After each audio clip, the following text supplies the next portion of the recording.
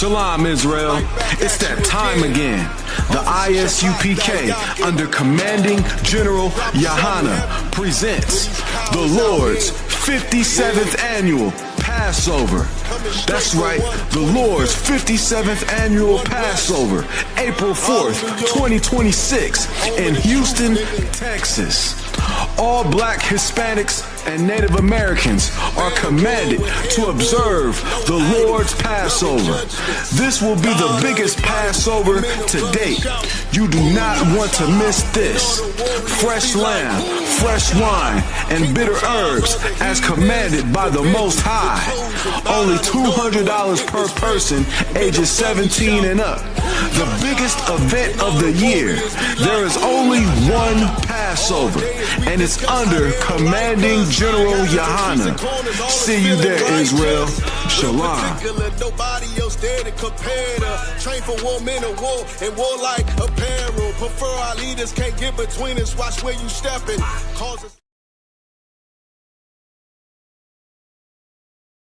Hey, listen, brothers and sisters, man. If you like what you hear, hit the subscribe button, man. Subscribe to this channel. And also, please, go to isupk.com and pay your tithe. Drop me some cash so we can move around this planet like we need to, man, and do the things we need to do. They're one West. They're one West. They're one West. Shalom, Israel. It's that time again. The ISUPK, under Commanding General Yahanna, presents the Lord's 57th Annual Passover.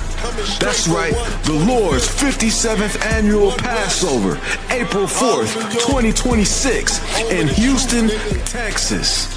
All Black, Hispanics, and Native Americans are commanded to observe the Lord's Passover.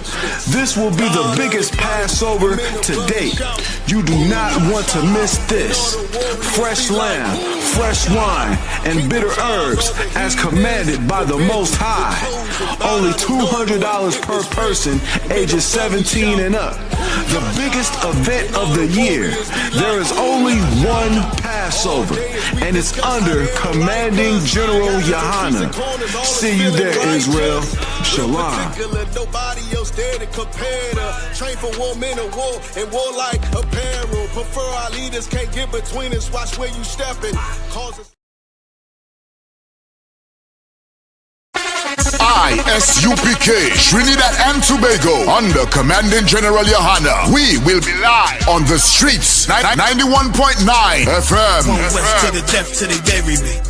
Every Thursday from 7 p.m. Hosted by Officer Sawapya Allah and Officer Masquaya. West to the depth till they bury me.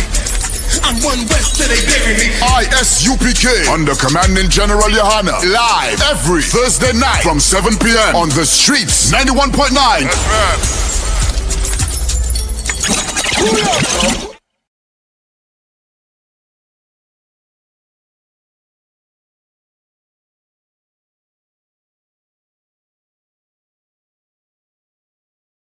Hey, listen, brothers and sisters, man.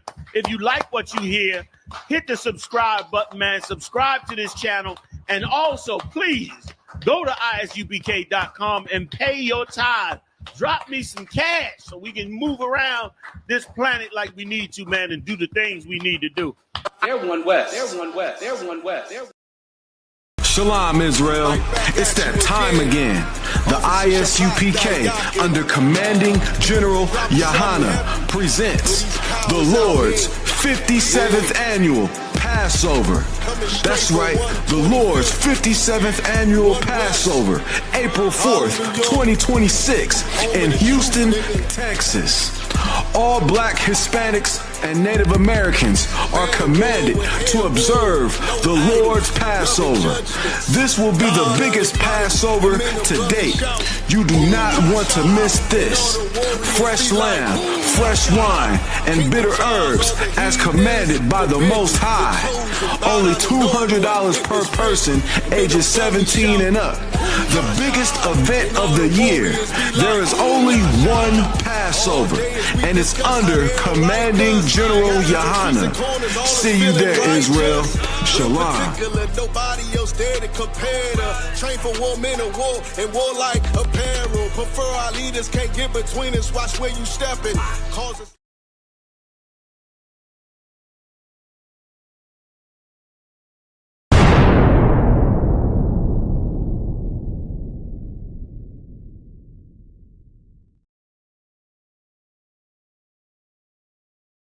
Wagwan priest, you good? What's going on? Listen, man, I'm hearing you, man, you ISUPK brothers be talking about the Jacobites that was in Scotland were originally black. You man ain't reaching that. Listen, put that on the TV right there. You'll see it. This is the transportations.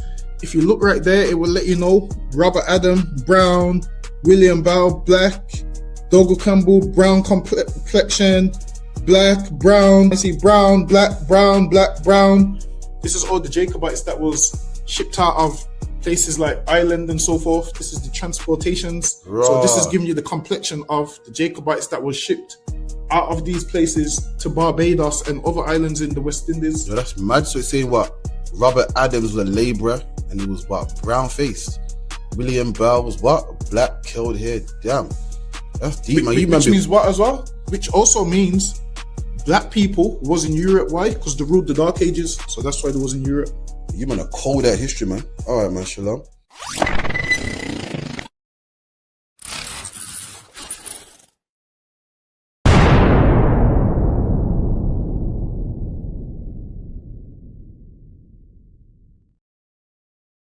Shalom, Israel. It's that time again. The ISUPK, under Commanding General Yahanna, presents the Lord's 57th Annual Passover. That's right, the Lord's 57th Annual Passover, April 4th, 2026, in Houston, Texas. All black Hispanics and Native Americans are commanded to observe the Lord's Passover. This will be the biggest Passover to date. You do not want to miss this. Fresh lamb, fresh wine, and bitter herbs as commanded by the Most High. Only $200 per person ages 17 and up. The biggest event of the year. There is only one Passover, and it's under Commanding General Yahanna. See you there, Israel. Shalom. Nobody else there to compare to. Train for war, men of war, and war like apparel. Prefer our leaders, can't get between us. Watch where you stepping. Causes. Yo, Lot. These niggas stuck, man. Yeah.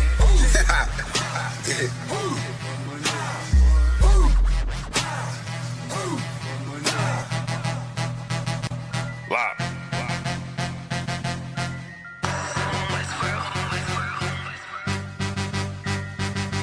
I've been eating pot belly, greasy face, Glock heavy. Feet that safe, talking shit, do not tell me. I don't wanna see the hate, all that shit do not help me. I'm just trying to plead my case to the Most High. Pray I see the gates. Eyes about the Cancun, but we just got the house instead. Covered all of their payment, and now she got the bobblehead. Looking at me like dinner, she said she about to gobble lead. Point the beam like a pencil, and then you gotta swallow lead. Point the beam like a pencil, and then you gotta swallow it. Pack my bag with essentials, I can't forget the hollow tip. Niggas losing they mental, and Satan come demolish it. Niggas all on they menstrual and get the whining like a bitch, just like iron, they rust. Niggas trying, they luck, keep it real. Everybody out here lying, save us, steady raising dead. They was out here lying in dust. Niggas on my head, so the brotherhood is a must. Any hood, I be riding with my brothers that I trust. Know I'm good, cause they slime with their fingers on the clutch. Money piling like I'm trying to make it stack in the rush. One west to the death, and that ain't even enough, cause I'm coming back. I ain't never done with dad, going ahead and spread your lies. I'ma let you run with dad, wanting me to spread the thighs. I ain't having fun with dad, nigga, hell no. Now she wanna chop it up like a lumberjack. Got some exes popping up, trying to run it back. Want me come and hit the hole like a running back. If the Lord take a soul, ain't no coming back. On my soul couldn't fold like 100 racks. I'm down for my niggas, I up for my niggas. I go and do the time, stay stuck for my niggas. I ride for my niggas, I die for my niggas. One west to the death, no lie, little nigga. I'm down for my niggas, I up for my niggas. I go and do the time, stay stuck for my niggas. I ride for my niggas, I die for my niggas. One west to the death, no lie, little nigga. The full Nicky on my waistline like a big nigga. No limit, I'm a tank close, he ain't hit different. We focus on who around, not concerned with who's missing. My boots digging, never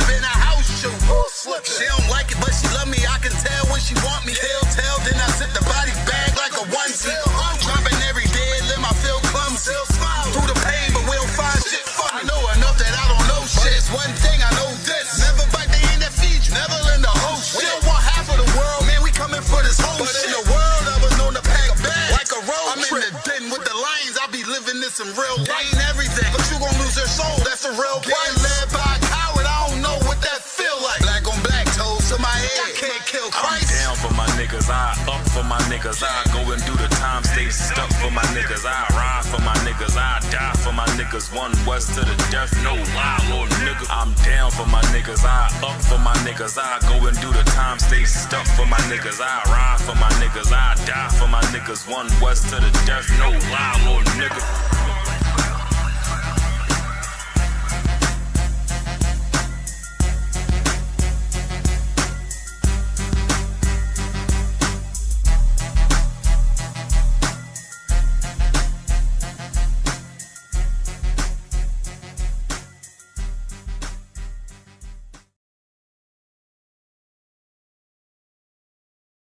Hey, listen, brothers and sisters, man, if you like what you hear, hit the subscribe button, man. Subscribe to this channel.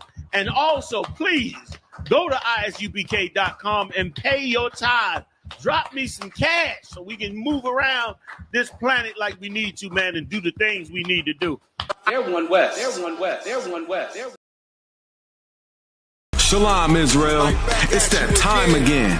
The ISUPK, under Commanding General Yahanna, presents the Lord's 57th Annual Passover. That's right, the Lord's 57th Annual Passover, April 4th, 2026, in Houston, Texas. All black Hispanics and Native Americans are commanded to observe the Lord's Passover. This will be the biggest Passover to date. You do not want to miss this. Fresh lamb, fresh wine, and bitter herbs as commanded by the Most High. Only $200 per person ages 17 and up. The biggest event of the year. There is only one Passover, and it's under Commanding General Yahanna. See you there, Israel. Shalom. Nobody else there to compare to. Train for war, men of war, and warlike apparel. Prefer our leaders, can't get between us. Watch where you stepping. Causes.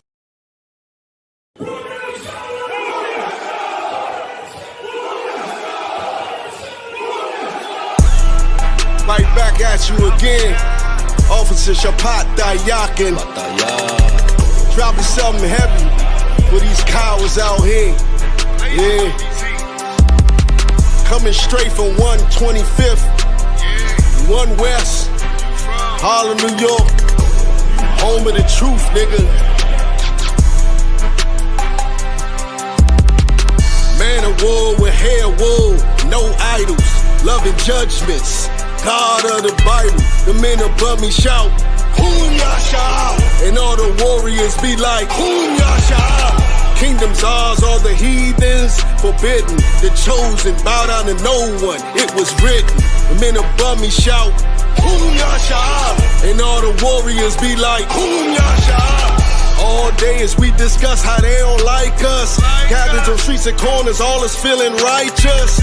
Real particular, nobody else there to compare to. Train for war, men of war, and warlike apparel. Prefer our leaders, can't get between us. Watch where you stepping. Cause a scene, you gon' see how brotherhood is a weapon. Tough skin protect our wrists. Teach girls and kids about this. Call them prophetess, a priest damn near nothing without it. More than rubies, cute and understanding when describing. Virtue, loving, no lip from the daughters of Zion. Gold teeth, earrings, chains, and the rings. Precious metals, fabrics, emphatic stones, and everything. Trying to catch the slang, rewind what we rap and slang. Lost in parables, the scripture breakdowns terrible. Yasha Allah, Prince of the power, we are the Jews.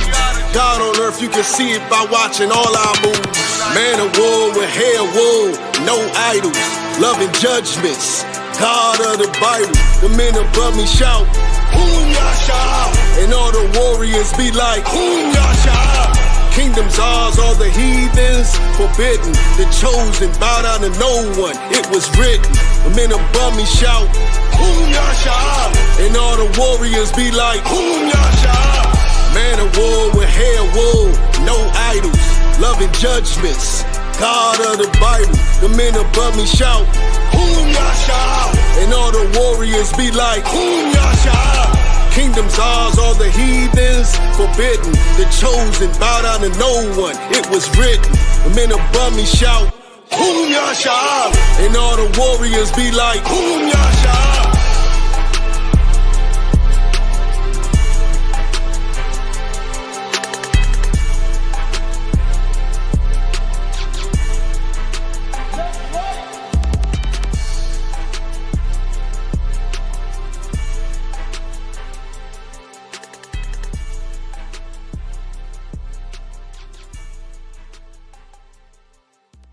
Shalom, Israel.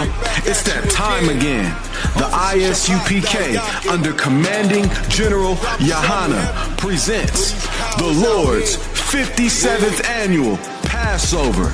That's right, the Lord's 57th Annual Passover, April 4th, 2026, in Houston, Texas. All Black, Hispanics, and Native Americans are commanded to observe the Lord's Passover. This will be the biggest Passover to date. You do not want to miss this. Fresh lamb, fresh wine, and bitter herbs as commanded by the Most High. Only $200 per person, ages 17 and up. The biggest event of the year. There is only one Passover, and it's under Commanding General Yahanna. See you there, Israel. Shalom. Nobody else there to compare to. Train for war, men of war, and warlike apparel. Prefer our leaders, can't get between us. Watch where you stepping. Cause us.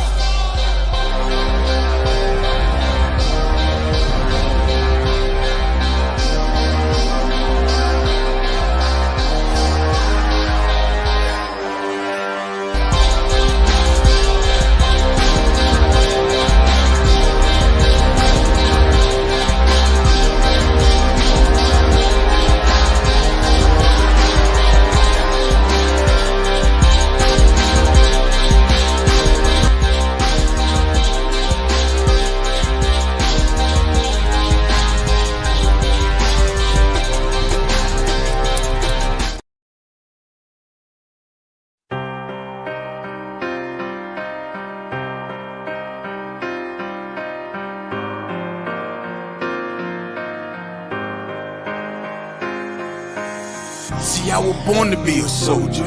See, I was born to be a soldier. See, I was born to be a soldier. I was born to be a soldier.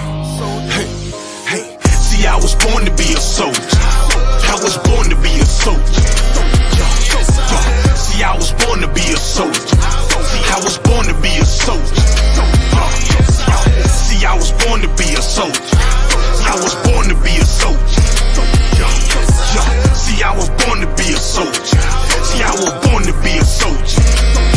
Left, right, left. I can tell you what it feels like when them problems kicking in. I call it real life. Now I'm feeling trapped. Who can I trust? Second guessing everything. Who can I love? I remember sleeping on the floor, ready for whatever. I was sleeping by the door. I was down bad, didn't want no one to know. I was on my own, didn't have nowhere to go. Everything I seen was a test. I was born to be a soldier, nothing less. This is the life that I chose. This the life that I chose. This the life that I chose. This the life that I chose. See, I was born to be a soldier. I was born to be a soldier. This is the life that I chose. See, I was born to be a soldier. See, I was born to be a soldier. See, I was born to be a soldier. I was born to be a soldier. This is the life that I chose. See, I was born to be a soldier. See, I was born to be a soldier. Left, right, left. All black is the uniform. Soldiers dead and gone, I'm forever pouring liquor for them. Try me on my brothers, and I'll be moving bodies for them. Came up out the struggle and maintained through the storm. Niggas dying for dead presidents, fucking up their residence. White man dirty tricks, they call this shit politics. Vagabonds, and they some natural born lunatics. That what they is. They shut you down when you speaking truth. It black boots when you in the truth. It black boots when you in the truth. This is the life that I chose, nigga. See, I was born to be a soldier. I was born to be a soldier. See, I was born to be a soldier. See, I was born to be a soldier. See, I was born to be a soldier. I was born to be a soldier. See, I was born to be a soldier. See, I was born to be a soldier. Left, right, left.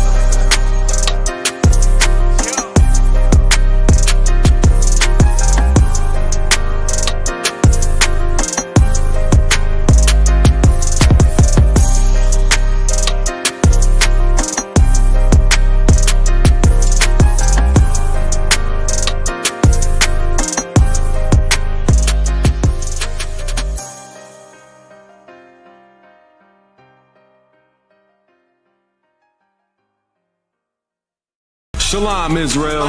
It's that time again. The ISUPK, under Commanding General Yahanna, presents the Lord's 57th Annual Passover. That's right, the Lord's 57th Annual Passover, April 4th, 2026, in Houston, Texas. All Black, Hispanics, and Native Americans are commanded to observe the Lord's Passover. This will be the biggest Passover to date. You do not want to miss this. Fresh lamb, fresh wine, and bitter herbs as commanded by the Most High.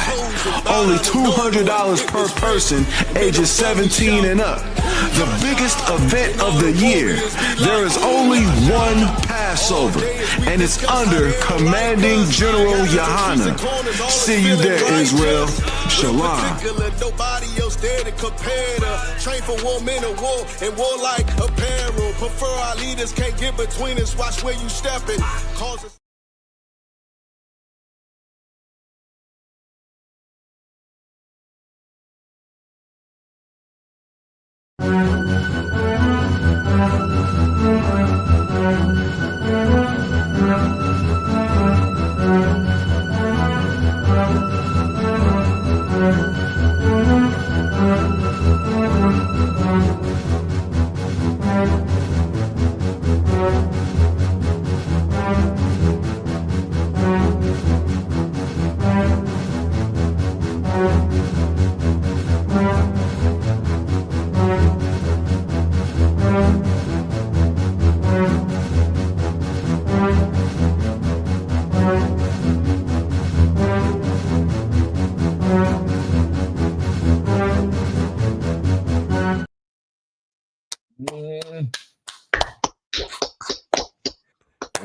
what it is, what it doing.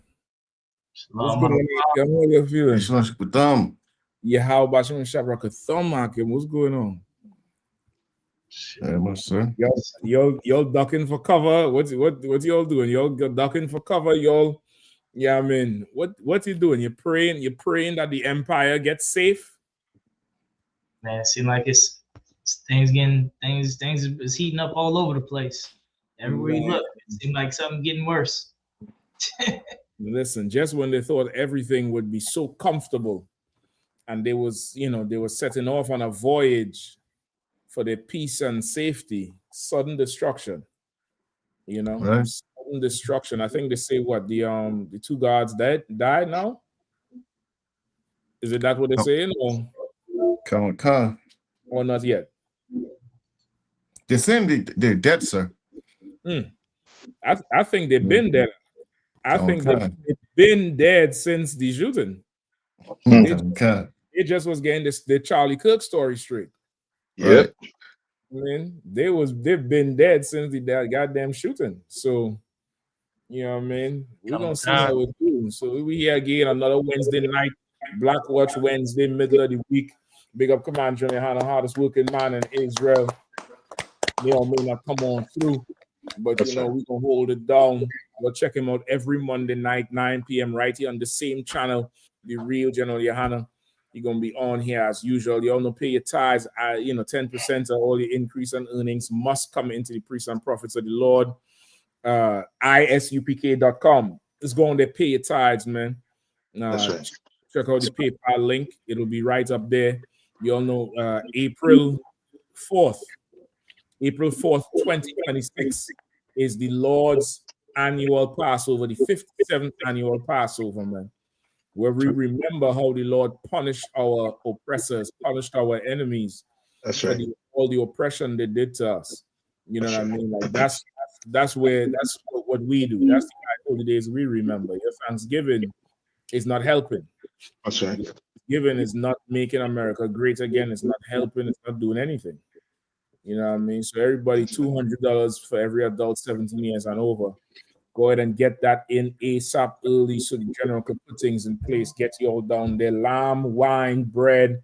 It's going to be a good time down there in Houston.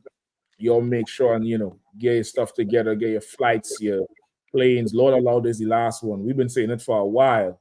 Yeah. Boy, oh boy, Lord allow this is the last one. And we can be up and out of here. Yes, sir. On time. Yes, sir.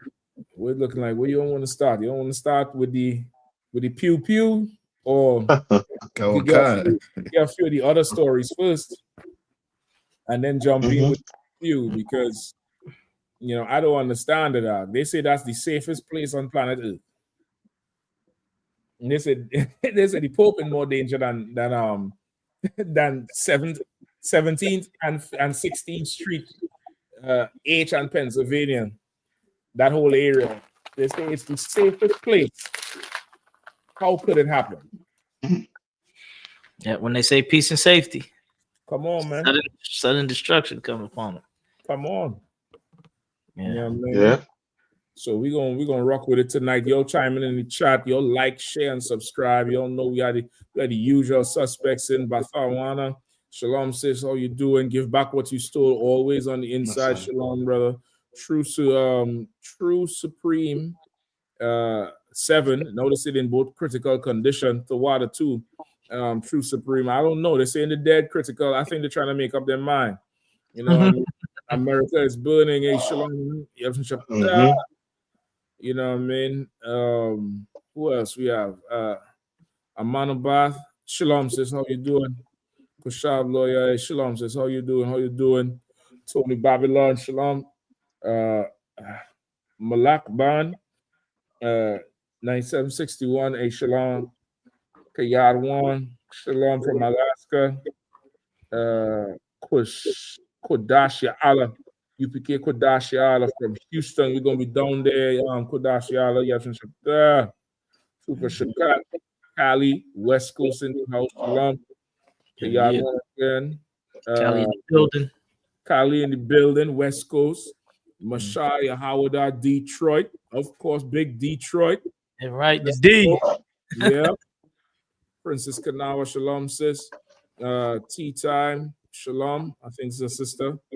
Gresha Brown, shalom. Shalakia. Stockton. That's a rough zone right there. Shout out Stockton. I said she in Stockton. That's a rough zone right there. Shout out to Stockton. Stockton, California, Manawath, Salakia. Shalom, right? sis. Shalom, sis. Nazamana out there in Louisiana. River Officer Madabar, mighty brother in truth. You know what I mean? Sister Yaqua, shalom, sis. Just art and paint as usual, always inside. Shalom, Tribe of Judah. T7S8Q, I guess that's the handles they're giving on YouTube. A shalom, young brother from Florida. A shalom, priest Hakwayam coming in from OKC. He saw make a show called the Tulsa King. I ain't even want to watch it because I know, we got one king. Hey, one king in this bitch. I don't know what the hell they're talking about. Yeah, man. We got one king. The king you all have, all his horses and all his men couldn't make America great again. Yeah. They got in a White House that he's not even in, getting shot, protecting what? The air? Nigga up in Mar-a-Lago. Shalom, Shabakathum. Hey, Yabson Shabakathum, what's good on pre-show? Salagi for my lateness, Salagi. Hey, listen, man. Listen. Sometimes, dodging and ducking them bullets out. I mean, you gotta make sure it's clear before you could pop right up. Yeah, I make sure things is clear and ready. But them wrongs flying.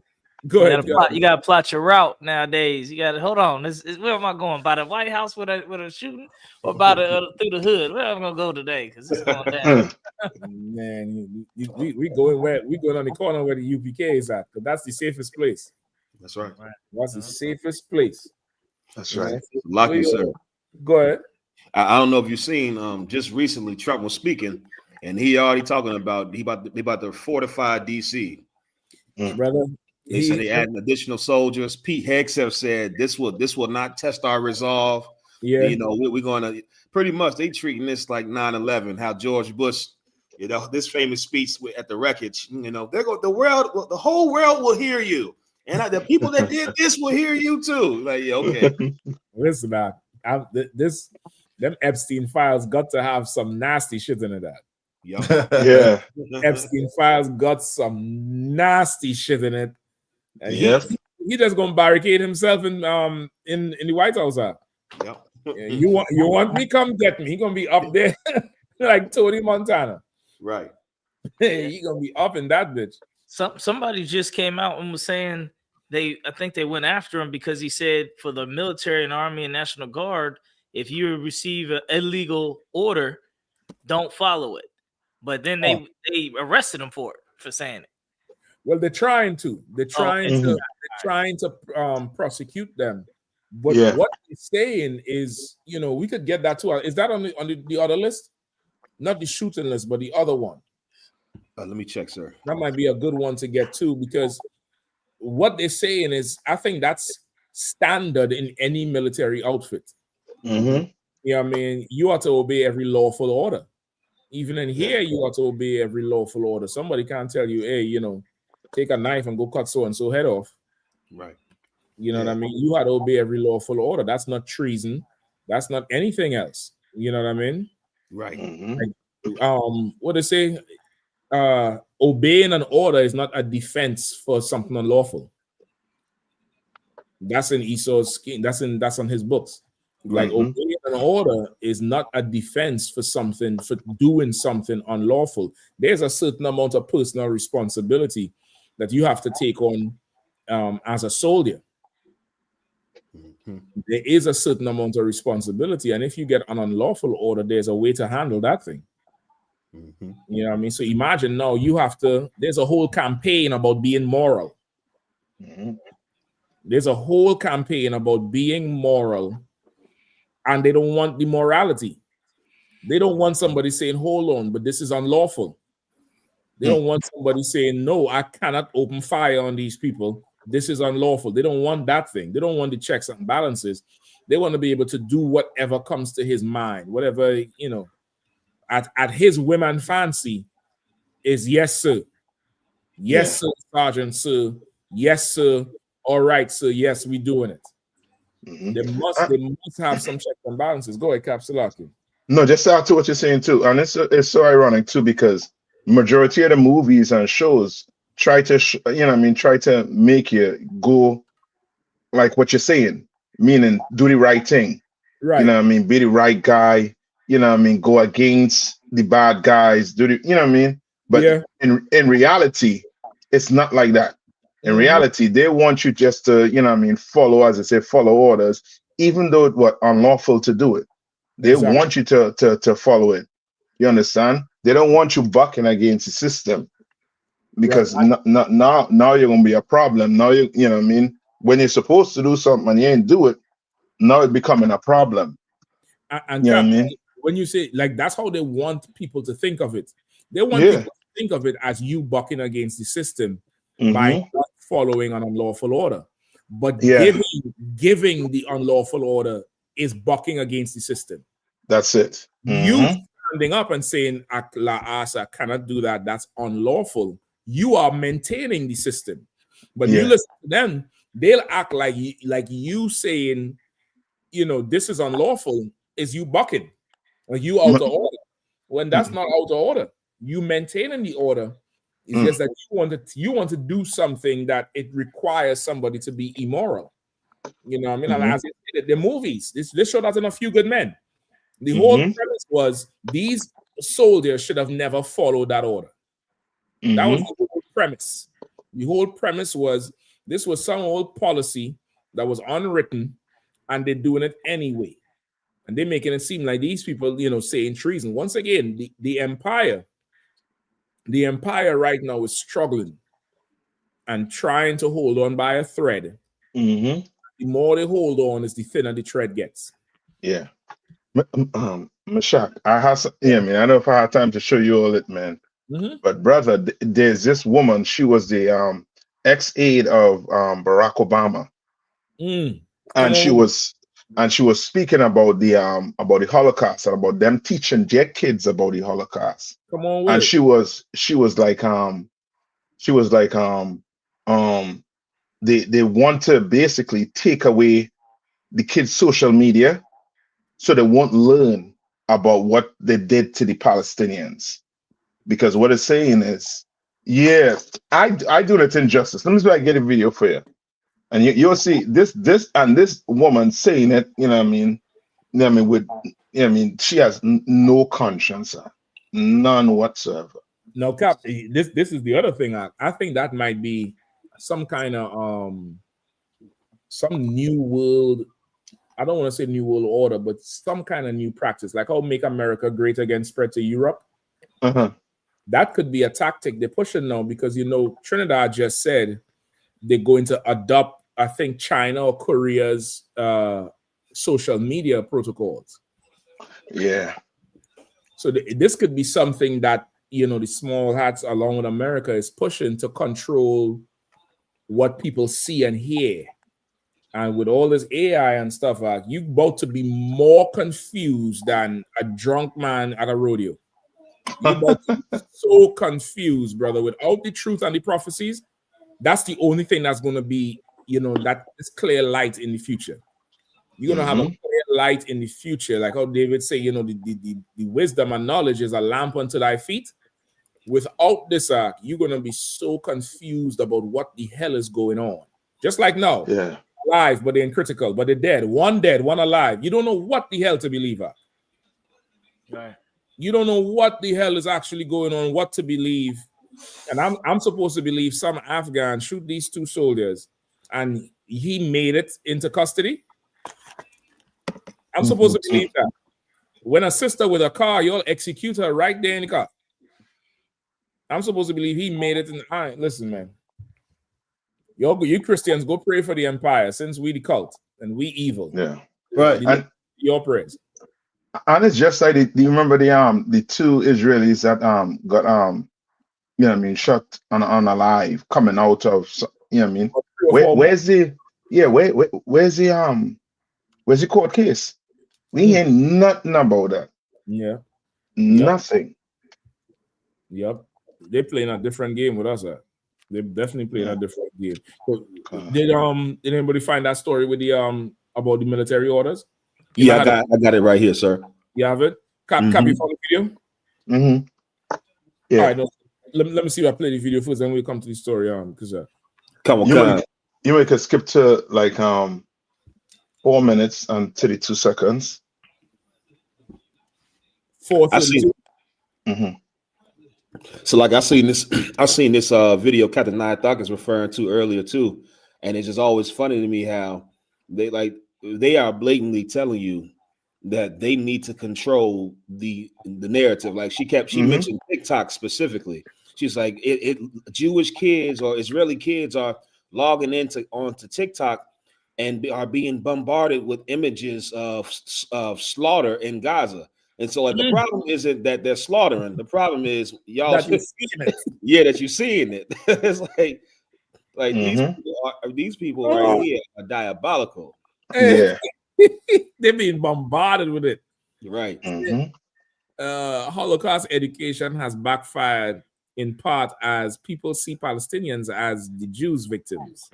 They think lesson of the Holocaust is you fight the big, powerful people hurting the weak. The lesson they were supposed to get is that it gives Israel the right to commit genocide in perpetuity. That's someone who what do I call it, analyzing what she's actually saying. But if you go to 4:32, you'll hear her saying it. Coming up right now. I think this is it. Let me know if you're all hearing it. Really, before then, you all could hear it. There have been huge shifts in America on how people think about Jews and Israel. And I think that is especially true of young people. So we are now wrestling with a new, I think, generational divide here. And I think that's particularly true in that social media is now our source of media.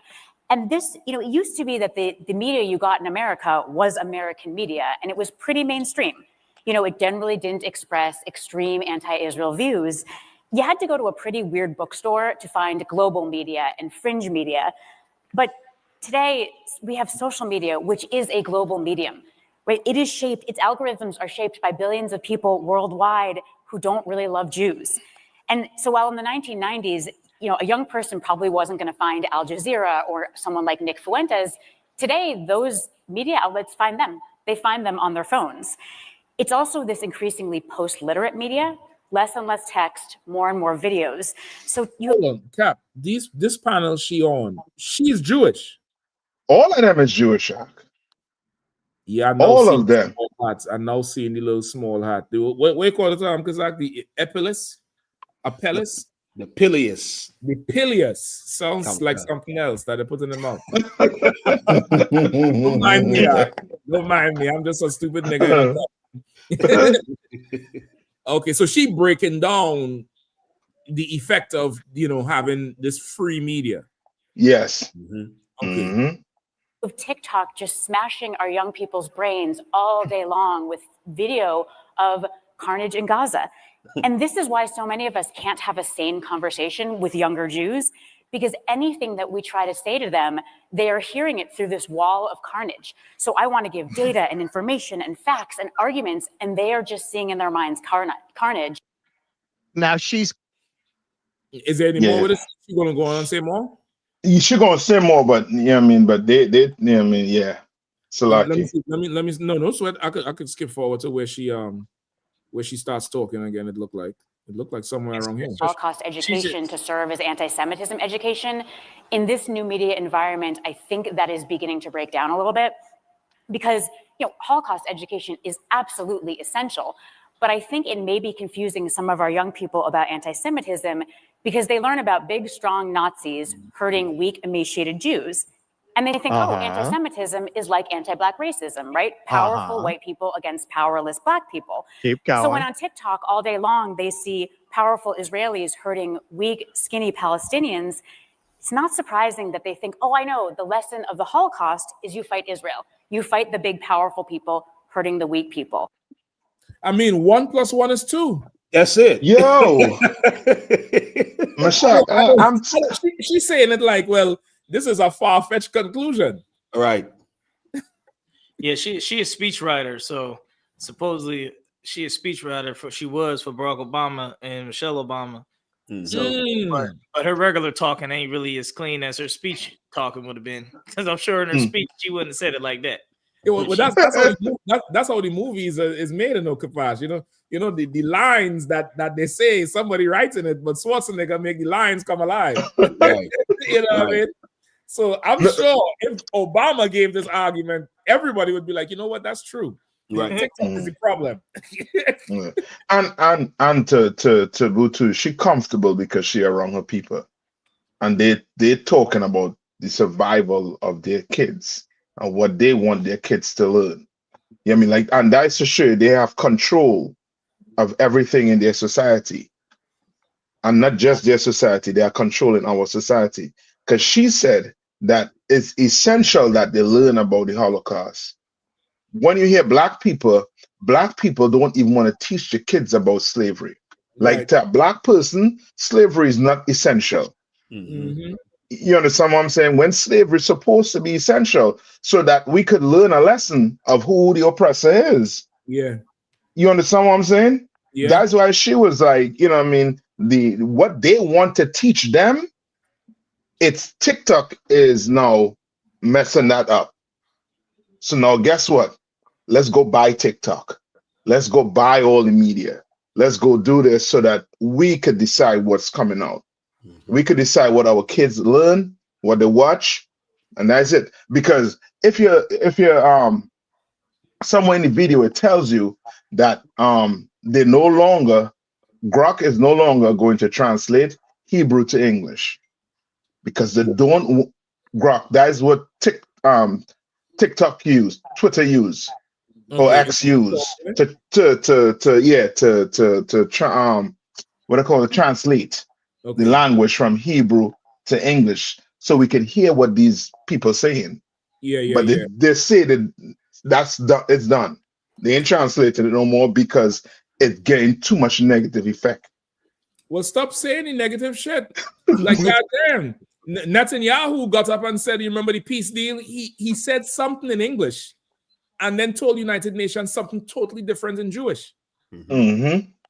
So, boy, is there any? Let me grab some more from it. Salaka, sir. Yeah, go ahead. All I can think about as I'm hearing everybody speaking is the Lord heard our prayers. You know, open up the airwaves. Yep. Everything's exposed. Once the airwaves got opened up, everything's exposed. Yeah. You know, I have an AirPod, sir. Right, my AirPods. It translates live a different language. Somebody could be speaking Arabic, and I'm listening, and it's telling me what they're saying. Get the fuck out of here. I thought this was bullshit, man. You holding out, man. You holding out. A warrior link in the chat. Grok right there. You got the Grok or Grok or whatever it is. Yo, good. So that's the link in the chat. Yeah, so the airways have definitely been opened up. The Lord definitely heard our prayers. And a lot of people don't understand. They think this is just by coincidence. No, this is the Lord hearing the prayers of the prophets since 1969, asking for this to happen. That's right. I mean, and now the earth can't handle it. It's happening. The earth can't handle it. They're malfunctioning because the whole time, you know, we've been asking for this because we know that they hide what they're saying. Yeah. I mean, now they can't control the media no more.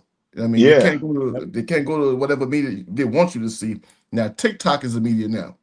Mm-hmm. I mean, that's the problem. Like, listen, you so right, dog. Like, Hawar said right. Don't believe your lying eyes. You know what I mean? Like, don't trust your eyes. Don't trust your eyes. Don't trust your ears. Listen to what we saying. That's right.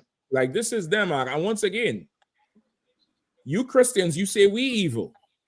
Well, let's pray to each of our gods. I'll pray to my quote-unquote evil God. You pray to yours, and we'll see whose prayers get answered. Right. Mm-hmm. Like you pray, you want to pray for peace and safety, go ahead and pray for it. But I know if God don't answer your prayers, it either means your God is fake or you're a sinner. Because the God of the Bible doesn't hear sinners. That's right.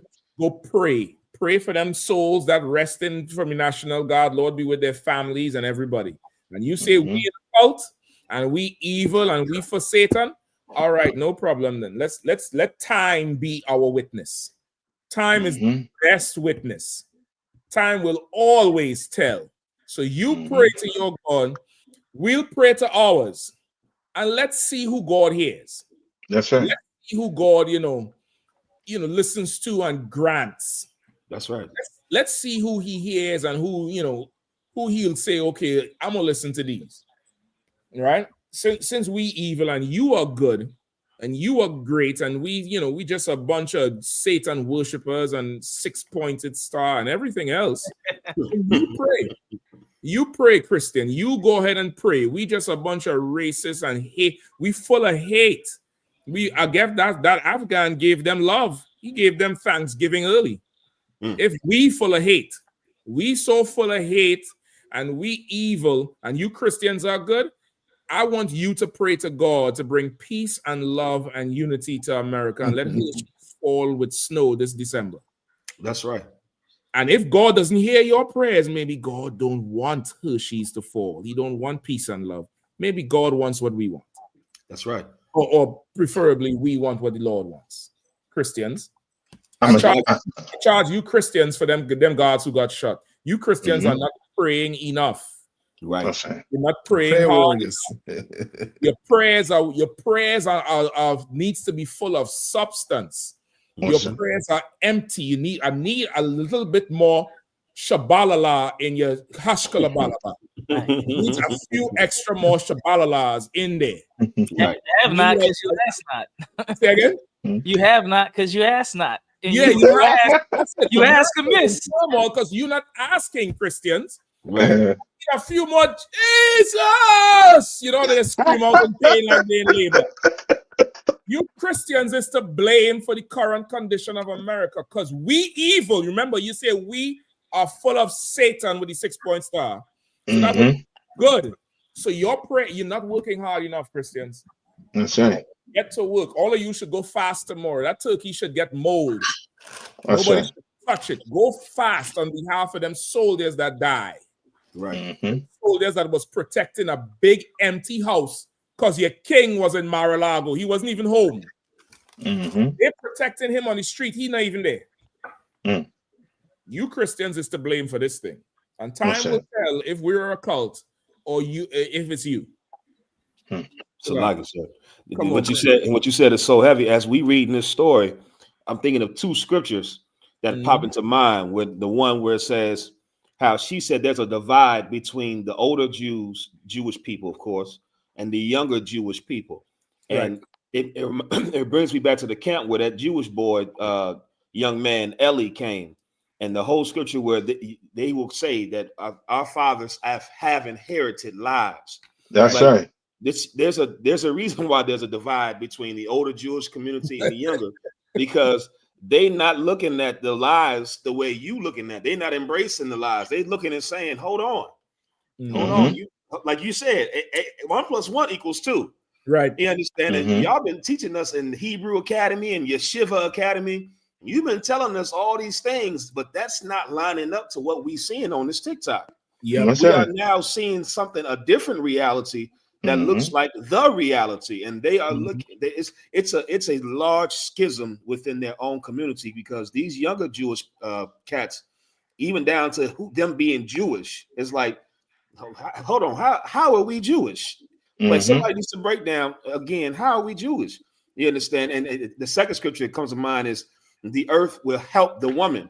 It's like you created social media not for this. Like I'm almost certain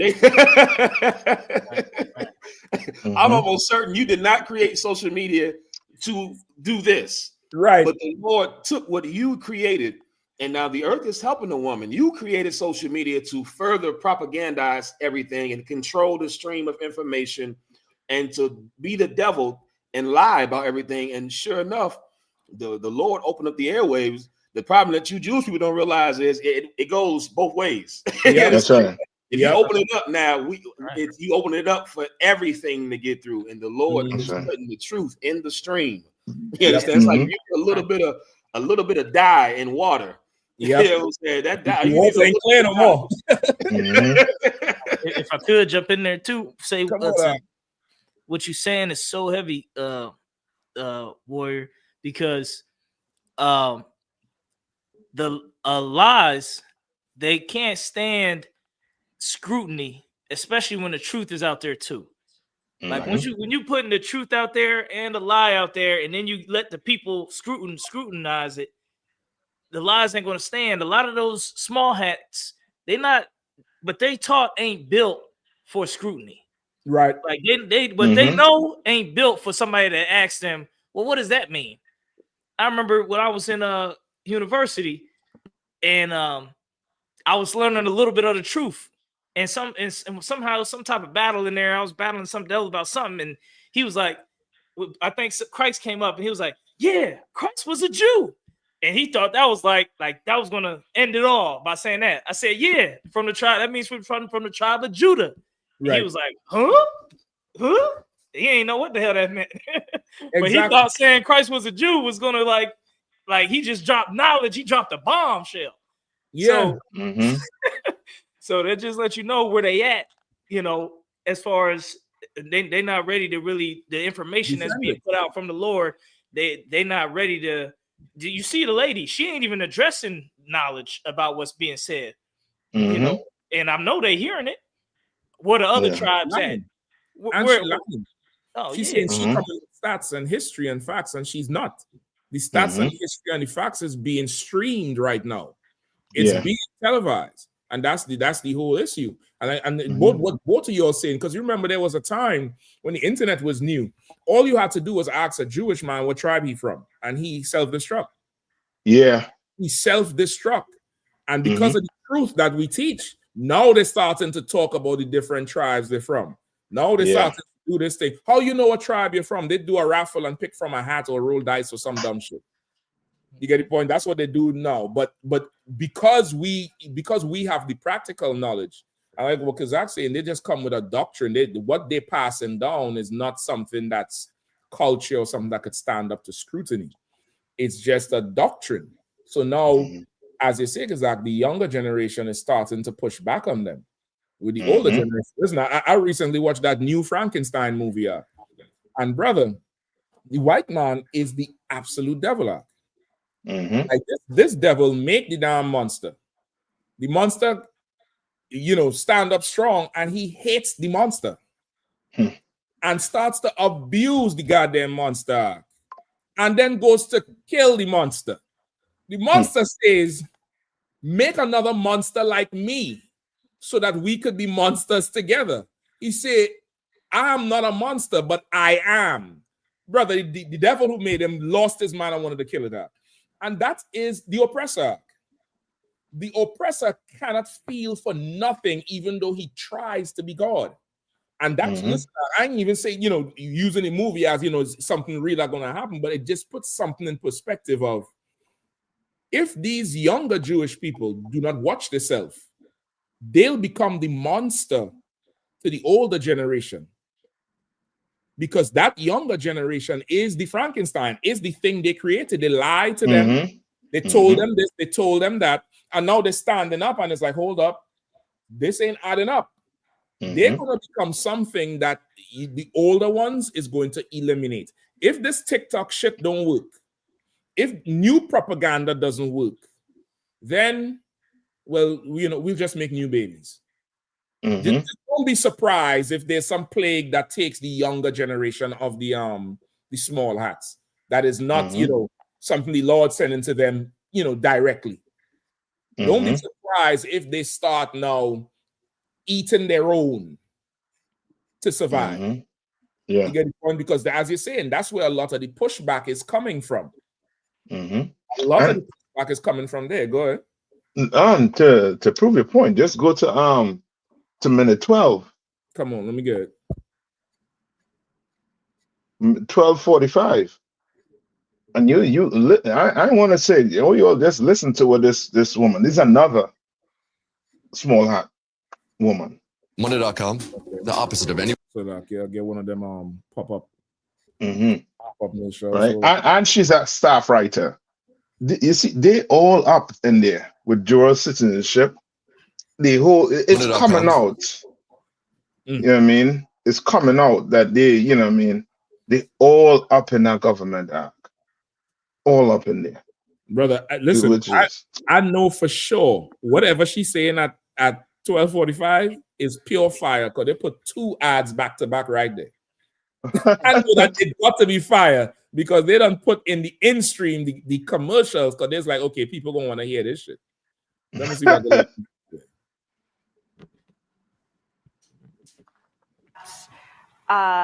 I think if I were to die today, would be included in my obituary. It included there was so much controversy over it, but no one has very disputed proud the of it. facts, which were She wants it on her that, epitaph.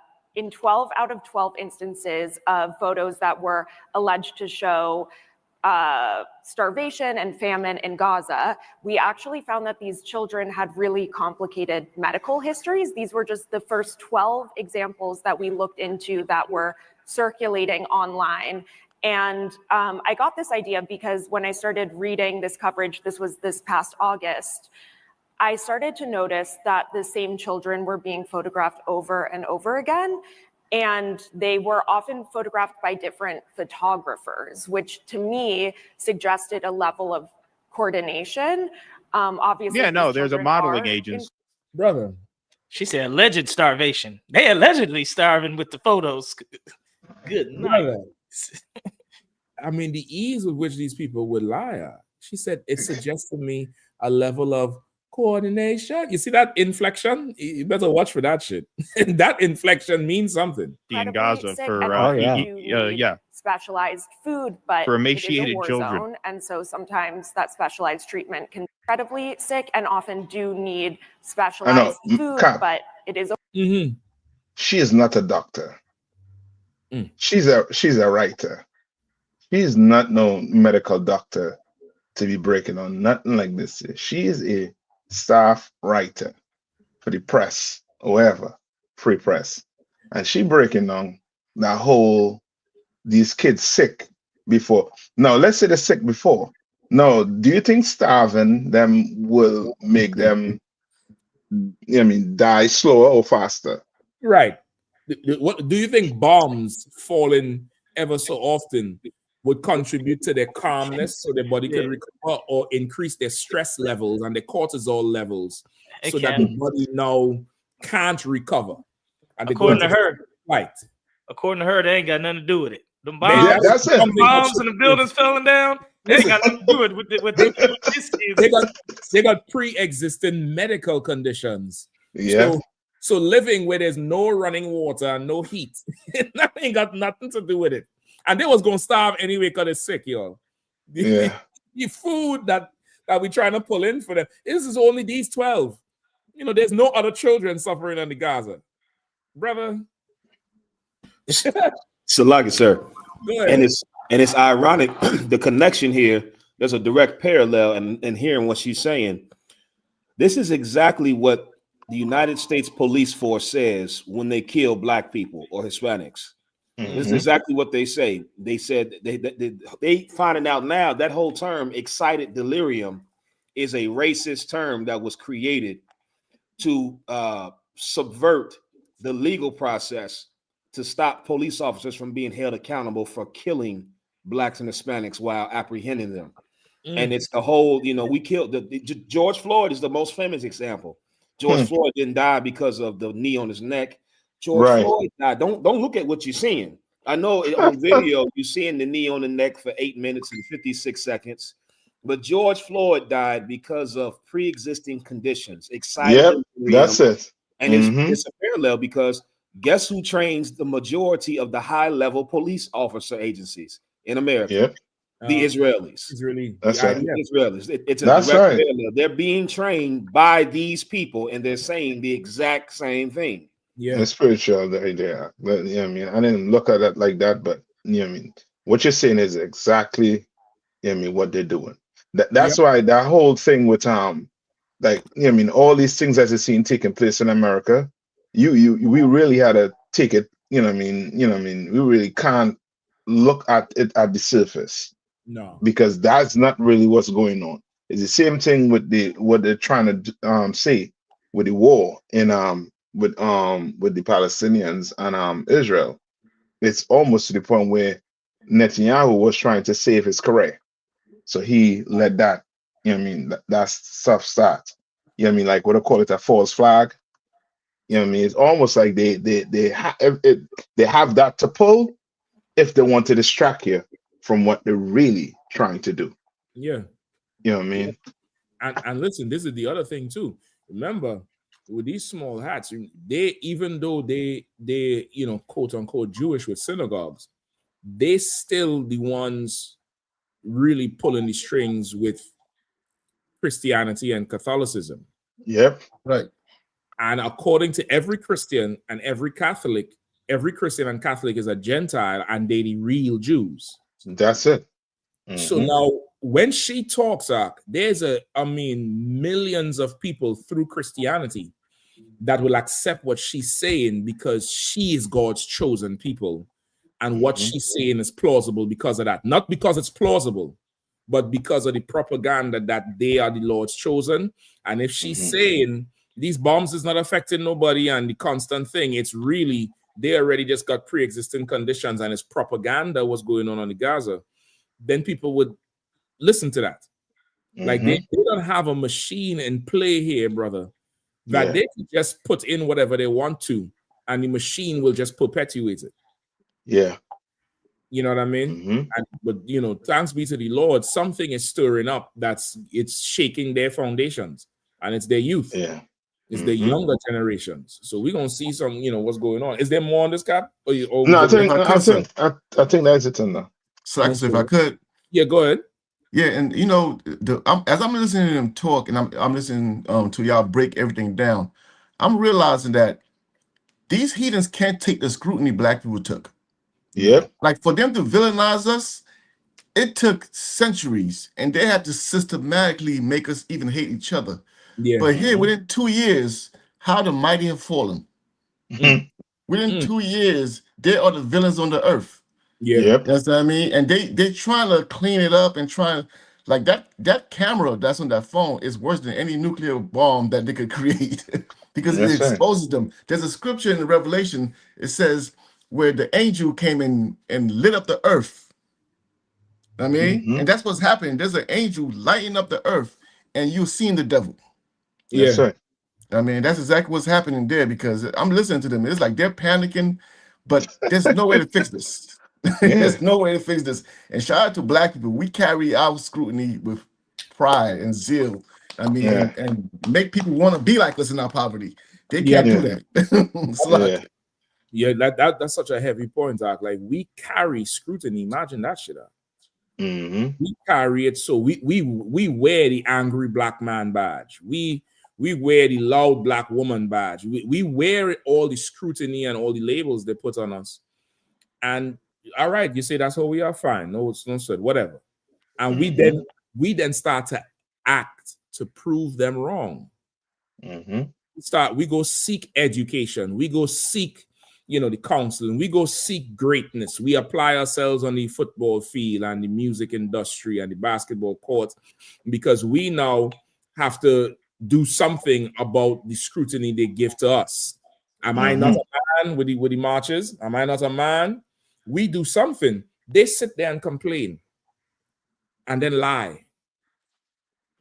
Like, that's a real good analysis there. Like, they cannot carry being under a microscope. They cannot carry somebody looking at, what's going on in their yard. They have to do, like, now look over there. Look over there. Yeah, they're doing something with them kids. If they could blame them bombs on the Palestinians, they would. Yes. They would. If they could say they did it to themselves, they would. They absolutely would. Cap, if I could, and let me just play a little bit more from what she's saying, if you don't mind. No, you can. War zone, and so sometimes specialized treatment can be hard to get a hold of. But so the children with medical, what are you going to do? Just food. People with pre-existing conditions are always the first to, of course, suffer the most and die in a public. These people are. They think this is a known. Think this is a known. And they were already sick. And not a confession. Yeah, they were already sick. That means they're going to starve to death first. Like, that's not even a point. Right. It's way more complicated than these stories allege. And actually, because of our reporting at the Free Press, multiple news outlets had to issue corrections, but still these images circulate online all the time and have often motivated violence against Jews. Olivia, thank you. Where? For your work. Like what? Brother, they lie so much, brother. Yeah, but like, lying is like I don't know if it's a requirement. I don't know what it is. If it comes with, I don't know. Like, that's a crazy thing to say in public. No truth. Man, that's a very wild thing to say, Like, somebody is just photographing just these 12 children, and come to find out these 12 children was going to die anyway. The bombs didn't make a difference. Brother. Salaki. Go ahead, Salaki. Come on with it. Next, they'll be saying it's AI. It's AI images. It's not a lie. It's AI. Yep. So pre-existing conditions in retrospect to war.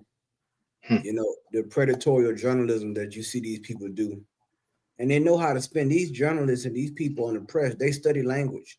They go to school for it. So they know how to frame a story. They know how to try to control the narrative. But like the brother was bringing out about social media, is you can't control the narrative now. Social media has beat mainstream media within a 24-hour cycle, time and time again. And in most cases, that's where they get their sources from, social media now. So it's just so heavy, like how the scriptures bringing these things out, man. Shame gonna cover him. The lies, and you for to make your whole life a lie. You like the scriptures say, you a vagabond. You constantly running, and you're running from the truth. The irony of it, you're running to escape what is. You know what I'm saying? Like, nowhere, no matter how you frame these stories and try to frame war. War is it's unadulterated, right? And when the eyes are on it, you can't unsee what you've seen. That's right. You can't. It's no amount of journalism or anything else. But these people, they are staunch in wanting all the smoke from the bottomless pit, and they're going to get it. So Yep. Listen, as you say in there, I had to go look it up. They control the narrative. You know, they always talk about control the narrative. You need to stand up for yourself. You know what's the opposite of the narrative? The plot? Expository. Like you have narrative writing. You could write a story as the narrator and tell the story. Then you have expository writing, which provides evidence, statistics, or results and focuses on the fact of a certain topic. This type is not meant to express opinions, which is why they have to stop TikTok, because it's exposing them. It's expository. They have to, you know, censor what you say because that's expository. They want the narrative. They want to tell the story. That's it. Yeah. Like that's so, like I say, the words, brother. And it makes sense now that these two people who talk is speechwriters and they wrote for Barack Obama on them. Yes. They know exactly how they're doing this shit. They have to, you know, they have to get rid of the expository side of it. Stop exposing shit, nigga. Too many pictures, too many TikToks, too many people they're bombarded with the images. The images is expository. All you want to do is narrate to people what the hell going on. Yeah. You don't want to see what's actually there. You don't want to see that thing. Well, no problem. Afghan done blow away 2 of your soldiers. They shouldn't have been in DC anyway, Trump. Yeah. They shouldn't have been in DC anyway. Just like when you first put the soldiers in DC, some white boy went up in Minnesota and killed all them kids in that church. Yep. You're misallocating where your resources should be. This is your fault because you want to narrate what's going on. You don't want the expository. You don't want that. Come on. Cap, you took me to back to AP English right there. That's it. that's me and my favorite subject. Mine too, sir. Now I have a story. Now I have a story. You're gonna tell you after this one. Go ahead. Sir.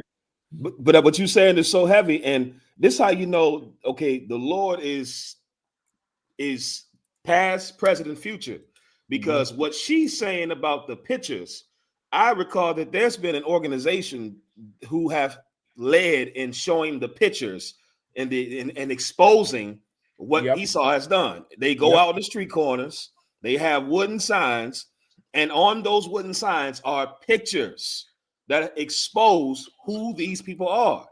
And those pictures are the reason why we're in here today, because it has revealed who the man of sin is. That's right. Y'all trying to keep like you. A lot of y'all think y'all so deep and so heavy and so spiritual, nigga. There's nothing more. There's nothing that is beating the Bible. There's nothing that is beating the truth. There's nothing that is beating the prophets of God. And the ISUPK under Commanding General Yahanna since 1969 has been exposing the narrative. They have we have been on the front lines with pictures, and this is what she said out of her own mouth. But now the media is not even the literacy is not words anymore, because they are specialized in words.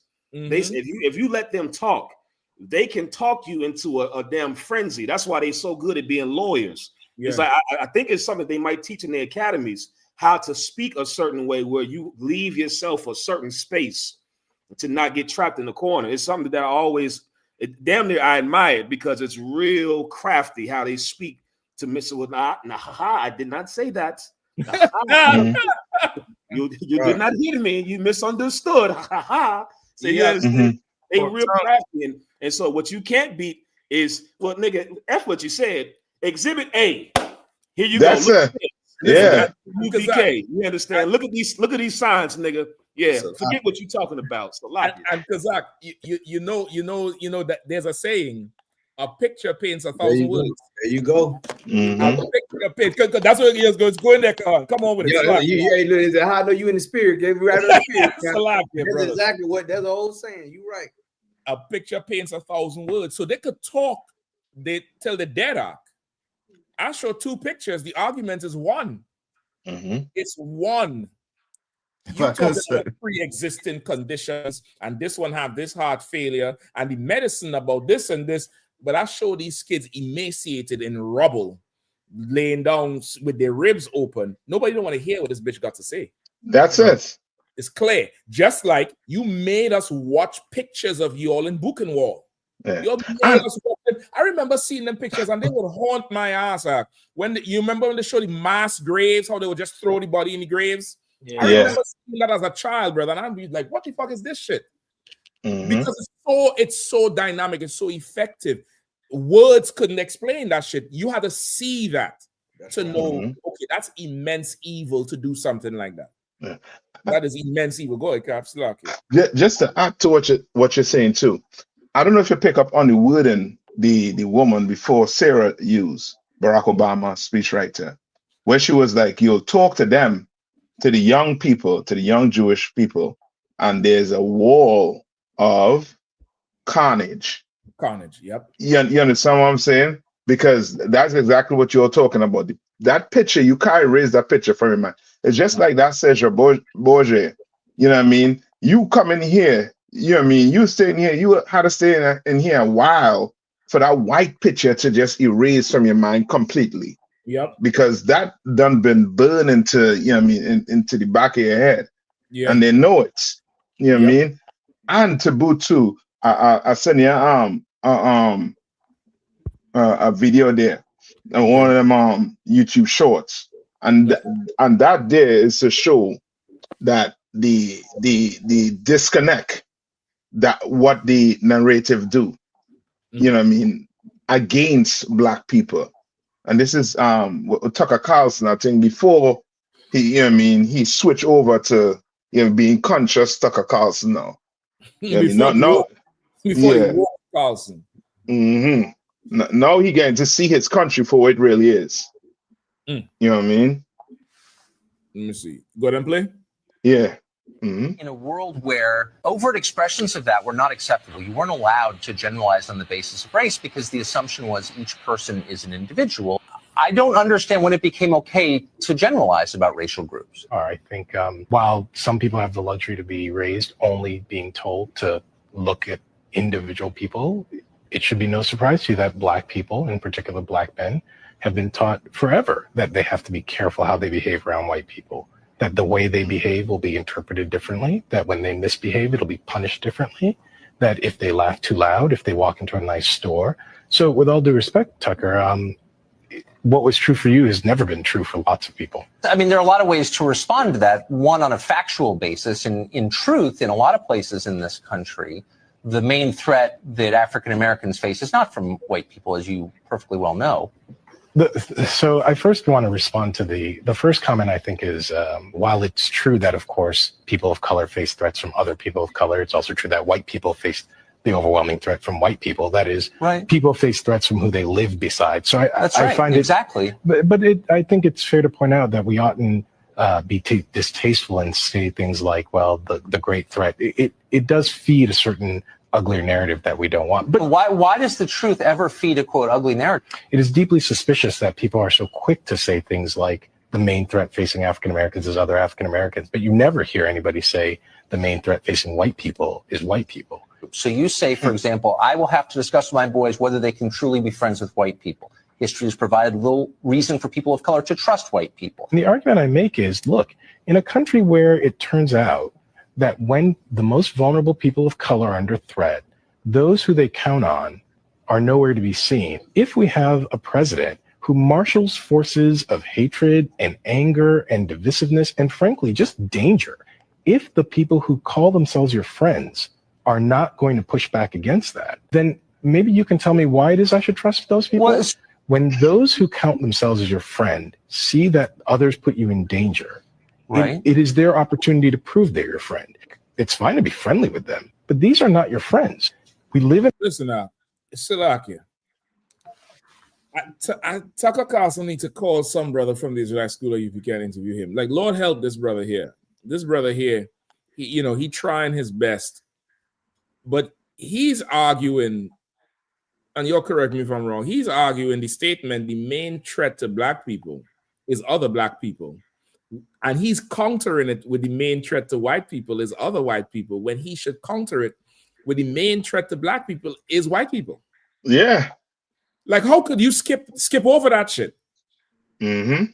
Like, how could you just not say that and not start to run down everything we've suffered at the hands of the oppressor? Yeah. It's he's still he ain't free. He's he's still in the fabric. Go ahead, God. No, you know what? And I think back when Tucker Carlson went to interview Vladimir Putin. Mm-hmm.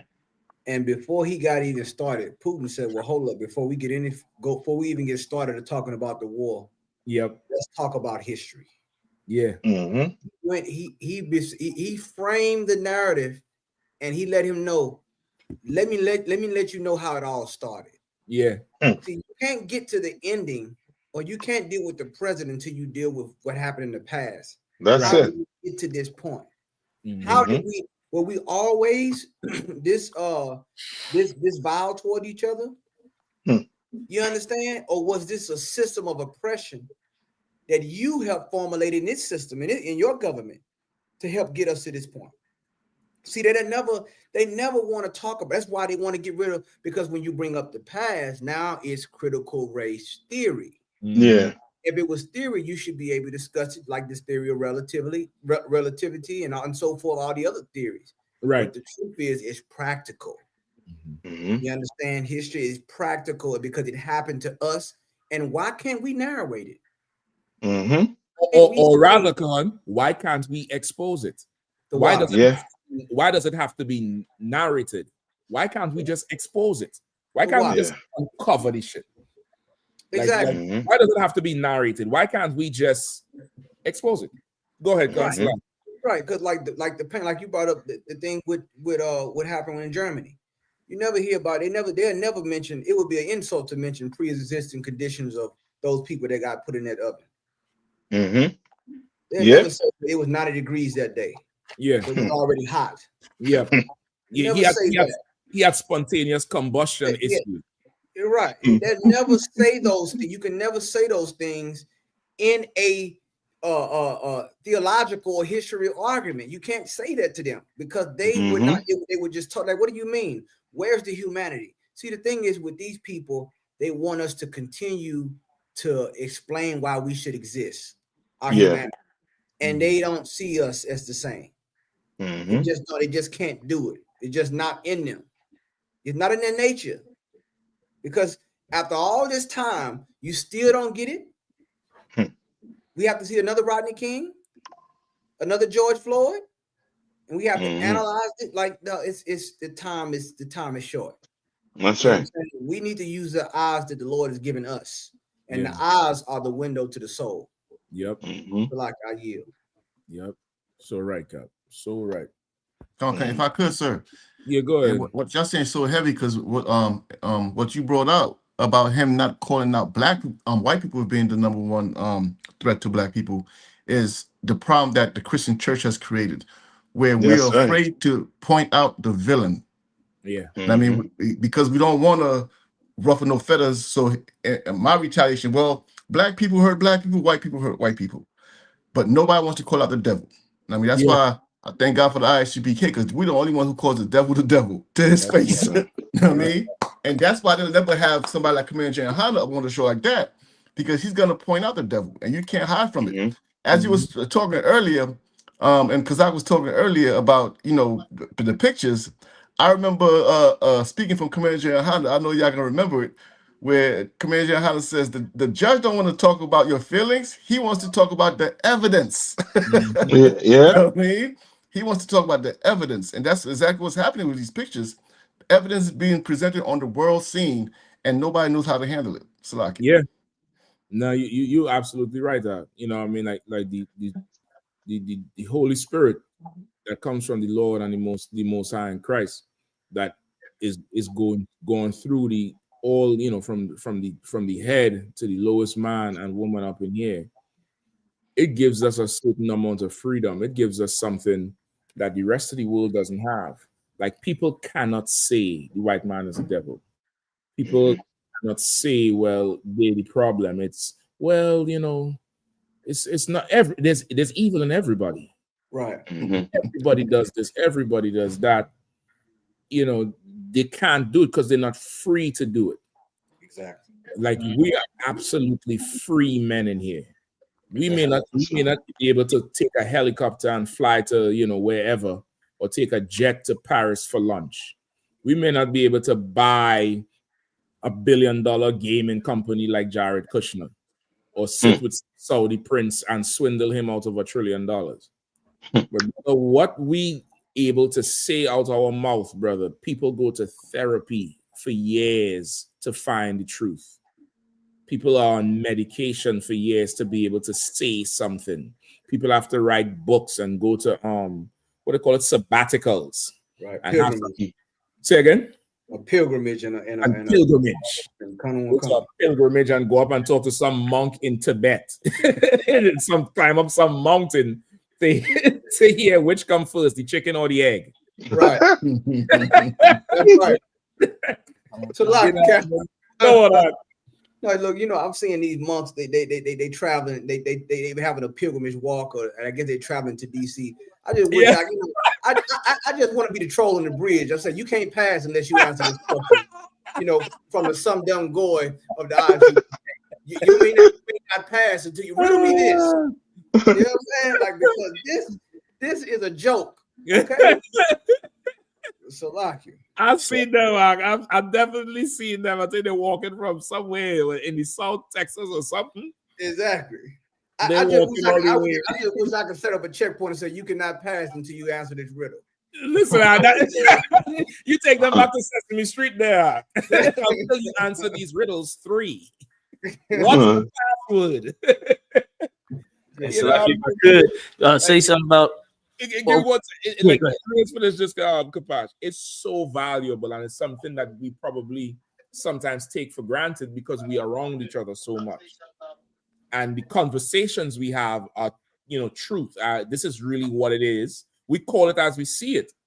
But brother, there are people in the world that they cannot do it. Their brain can't even wrap around that. You understand? And it's just, you know, to shout it out tonight, where if you in here and you understand what I'm saying, you know, count yourself very, very fortunate. Like the Bible say, I know your poverty and thy works, but thou art rich. Brother, sisters, you have something that is gold in the earth. Stand up and not stutter and say the truth. That's it. And that's gold. You mightn't see it now, but brother, it is gold. Listen, Kash Patel got up there and lied this afternoon. Headset lied this afternoon. They all lied.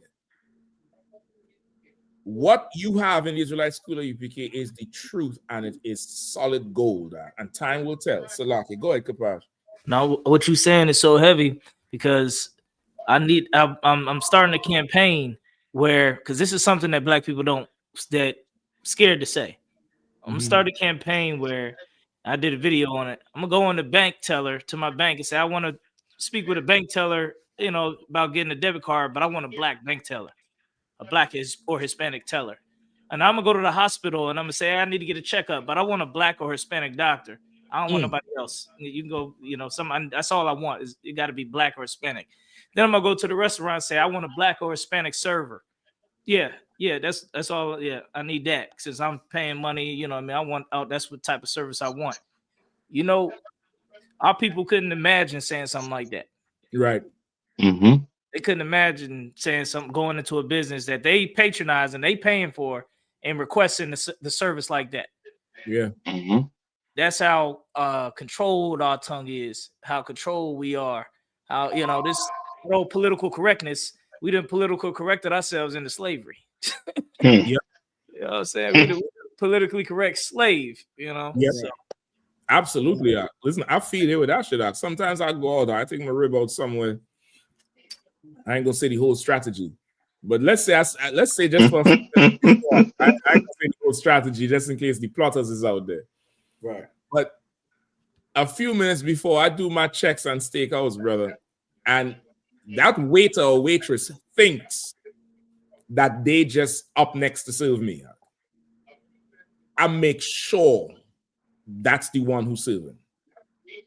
Just by going in at the right time, not making eye contact, but with them.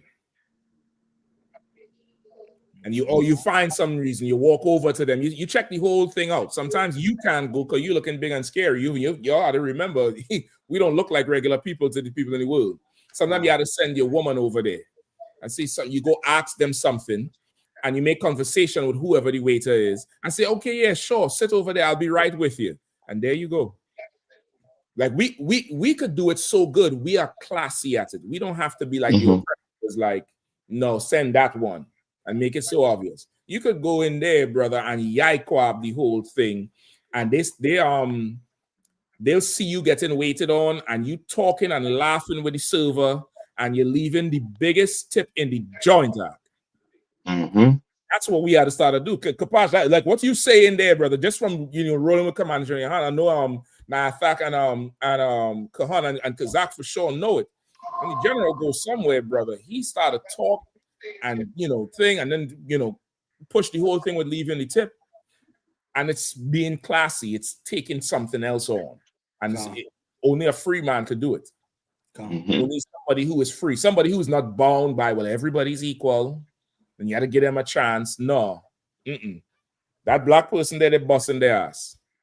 Back and forth and top up this and top up that and something. And the tip, I ain't putting it on the card.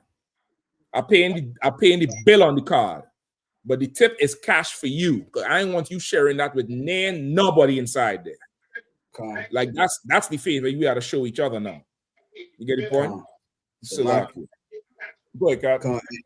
And they can't wait to serve Commander General Yahanna because of his kindness. Right. Like you know what I'm saying? They can't wait. You know what I'm saying? Because he's so kind and so generous and courteous. You know what I'm saying? And an upstanding, you know what I'm saying, brother. They can't wait to serve him. Yeah. Because of how he treat people.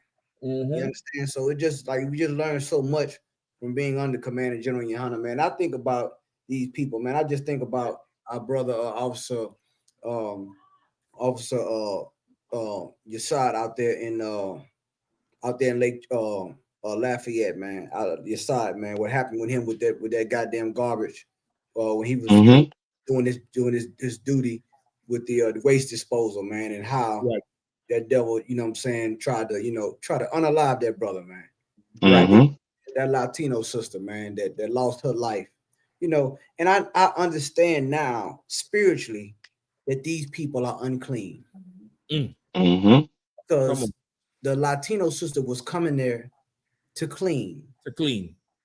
The brother was coming there to clean, to empty out the waste. And both times they were met with a violent assault. Yeah. When I look at it with the intent to kill. And when I look at in the Bible Compact, the Zondervan Bible Compact Dictionary, I was just looking over the word Esau, and I had to realize what the meaning of it meant. Like he is wasted away.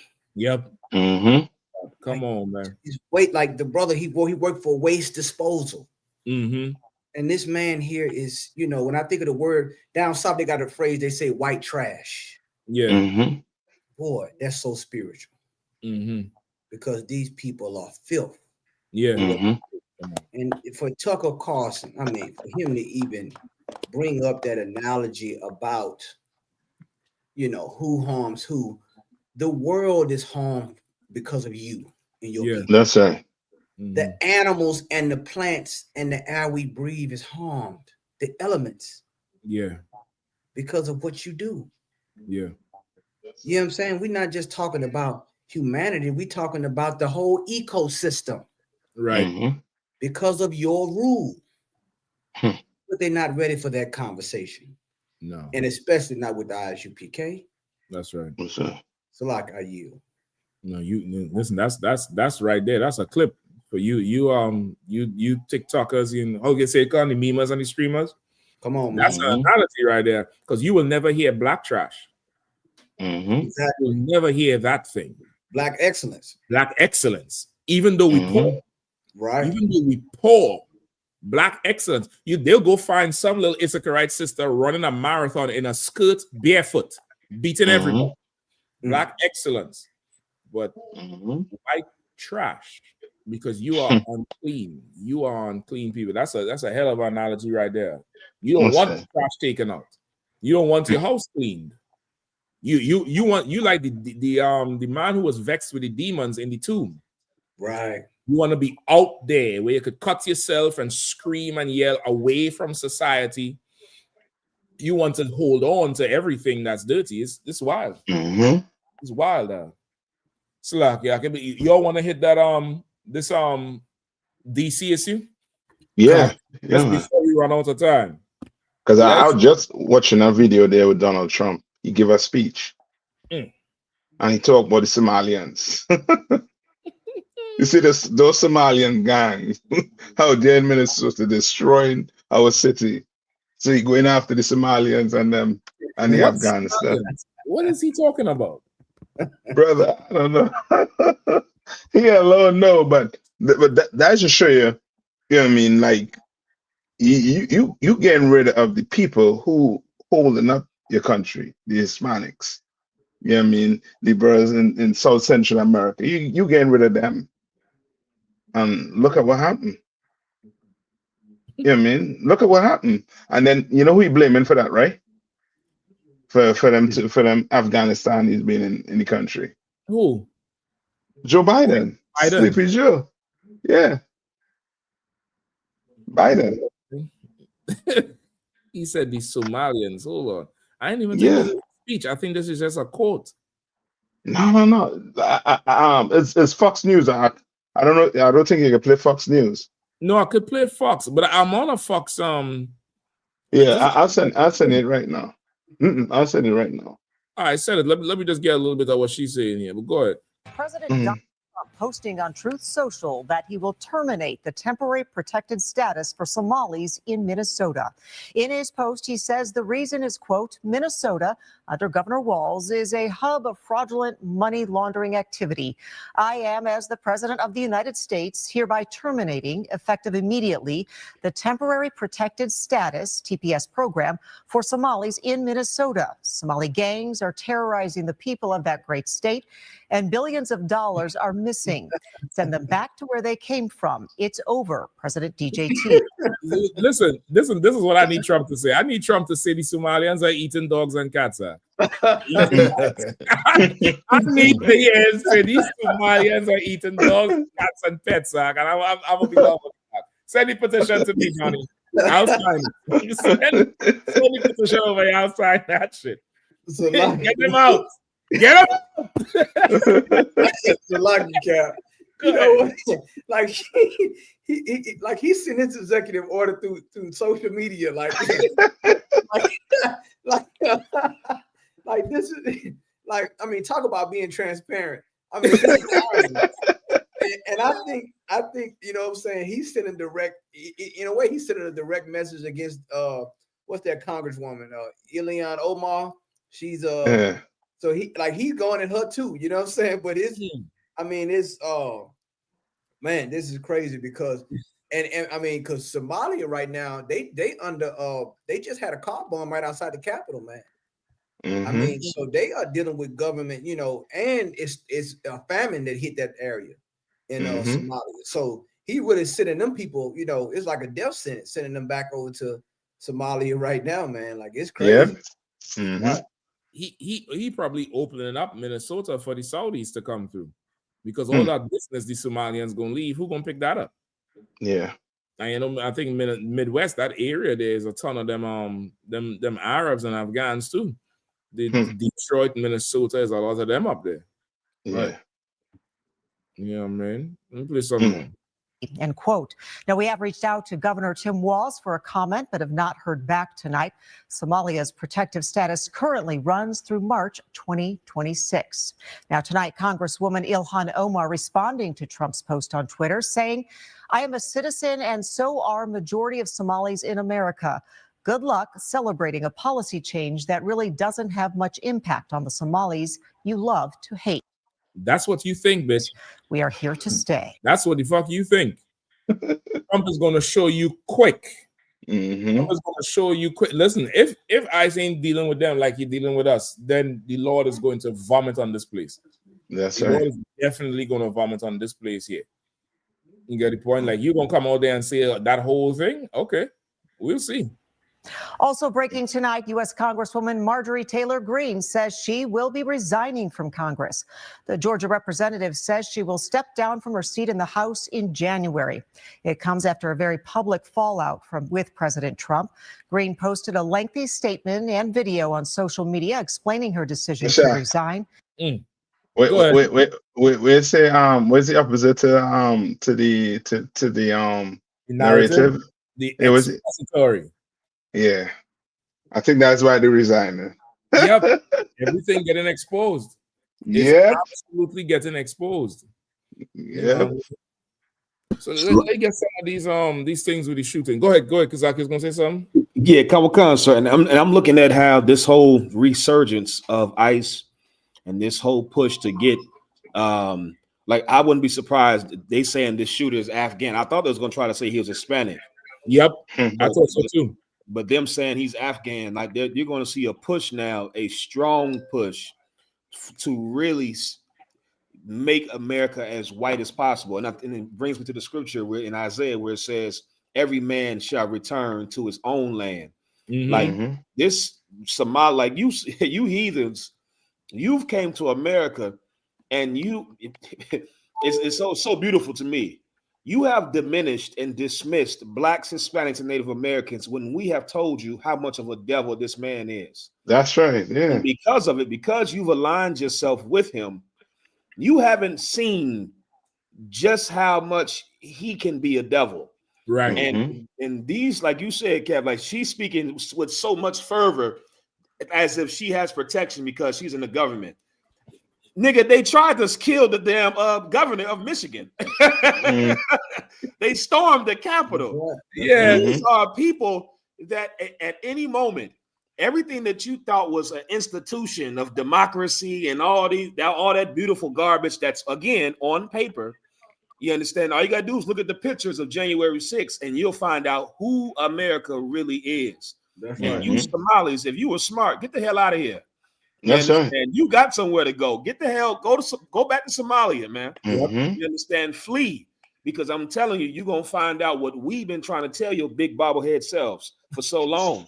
Right. The white man is the devil, and he's going to show you exactly how much of a devil he can be. Right. That's right. Can I? You know what? I wish they sell some of them parking spots in DC the weekend. We used to go out on the weekend and sell some of them so we can get them. Look, the Somalians, man. Look, when you really look at those Somalians, man, like they don't understand, like what you saying. These people, and you could blame the Democrats for this, partly because I mean, when that cat up there in New York won. They had some woman on TV. She was crying, and means something a lot, and we gaining traction, and this mean a lot for the vote. And I'm like, I wish I could just get on TV and say, you don't get it, do you? You don't get it. Like you they don't choose the ballot; they choose the bullet. They don't care about elections. They just tried to overturn the presidential election. Oddly, you don't get it, do you? You think these people care about government? I said it before. They know how to grow government and they know how to shrink government, but they don't know how to run a government. And that's the 3-card model they playing with us. That's why every so many years they have to start a war, but they have to do something internally in this government to distract you because they can't run a government substantially. They can't do it. You understand? Because it's not in their nature. They don't know how to rule. Ruling is not, they don't know how to rule. They don't know how to have a civilization. They need you as a scripture to lay your body, have your soul bow down that they may go over. That's what they need. You are the pathway and the gateway to the next millennium. Yeah. You know what I'm saying? Salaki, go ahead, Cap. It's kind of hit a cutting on it. Just to add to what you're saying too. To be a ruler, you have to have some type of integrity, some type of morality. I mean, to be a right ruler, you understand? These people don't have that. You understand? Instead, their leaders, you know what I mean, is straight up immoral, no integrity, will take bribes, will, you know what I mean, will you know what I mean, abuse children, and you know what I mean, and do all manner of things that a common man will do. Right. You know what I mean? And that's why the Bible say, I've seen what? Servants on horses. Right. They just imagine your servant, you know what I mean? He's a servant running an entire world. They're not equipped to do that shit as the same Khan. Yeah. You know what I mean? Salaki. Yep. Yep. Part of governing is being able to go without while the people you govern have or go with. Part of, they're not willing to go without. They rather you go without. You know what I mean? So let's get with this thing here, brother. I mean, you could start with one of the top. Get them a good idea of what happened in DC today, and then we can wrap through the stories and see what it is. Come on, sir. We have pull it up. Right, I think this happened today, just about 2 o'clock or 3 in the afternoon. You know what I mean? Sir. Afghan national Ramanullah Lakanwal, who came to U.S. in 2021, withdrawal ID'd as alleged terrorist gunman in shooting of 2 National Guard members in D.C. The crazed gunman who shot 2 National Guard troops in a possible terror attack near the White House Wednesday have been identified as a 29-year-old Afghan national who came to the U.S. during the chaotic 2021 Afghanistan withdrawal. Law enforcement sources told the Post Ramanullah Lakanwal was allegedly lying in wait before he rounded the corner near the Farragut West Metro Station in Northwest D.C. around 2:15 p.m., then opened fire, striking a female guard in the chest before shooting her in the head, according to law enforcement sources.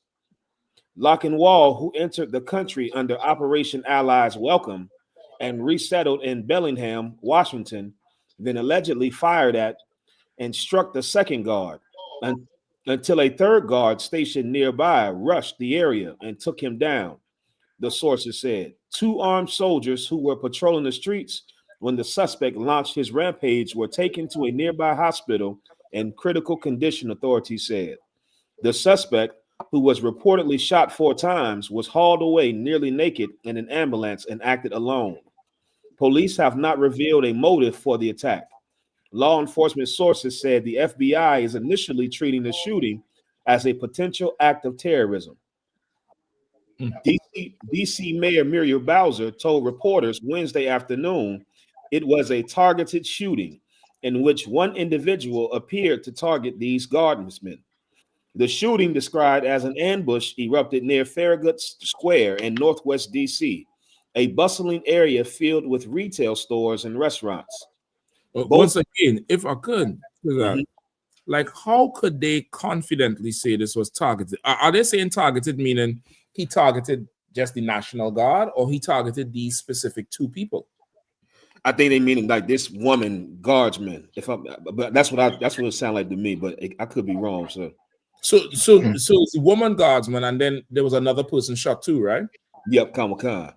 So he specifically targeted them too, or just Kamakan. That's what I'm saying. They said he waited around the corner because you know them National Guardsmen, they have like almost like a beat where they walk the same. When we be at camp, it's like this, you'll see them every 30 or so minutes, the same one. So it's like if you watching them, you can see they have a path they walk. And so it sounds in the article it said he waited around the corner where they were and then attacked them.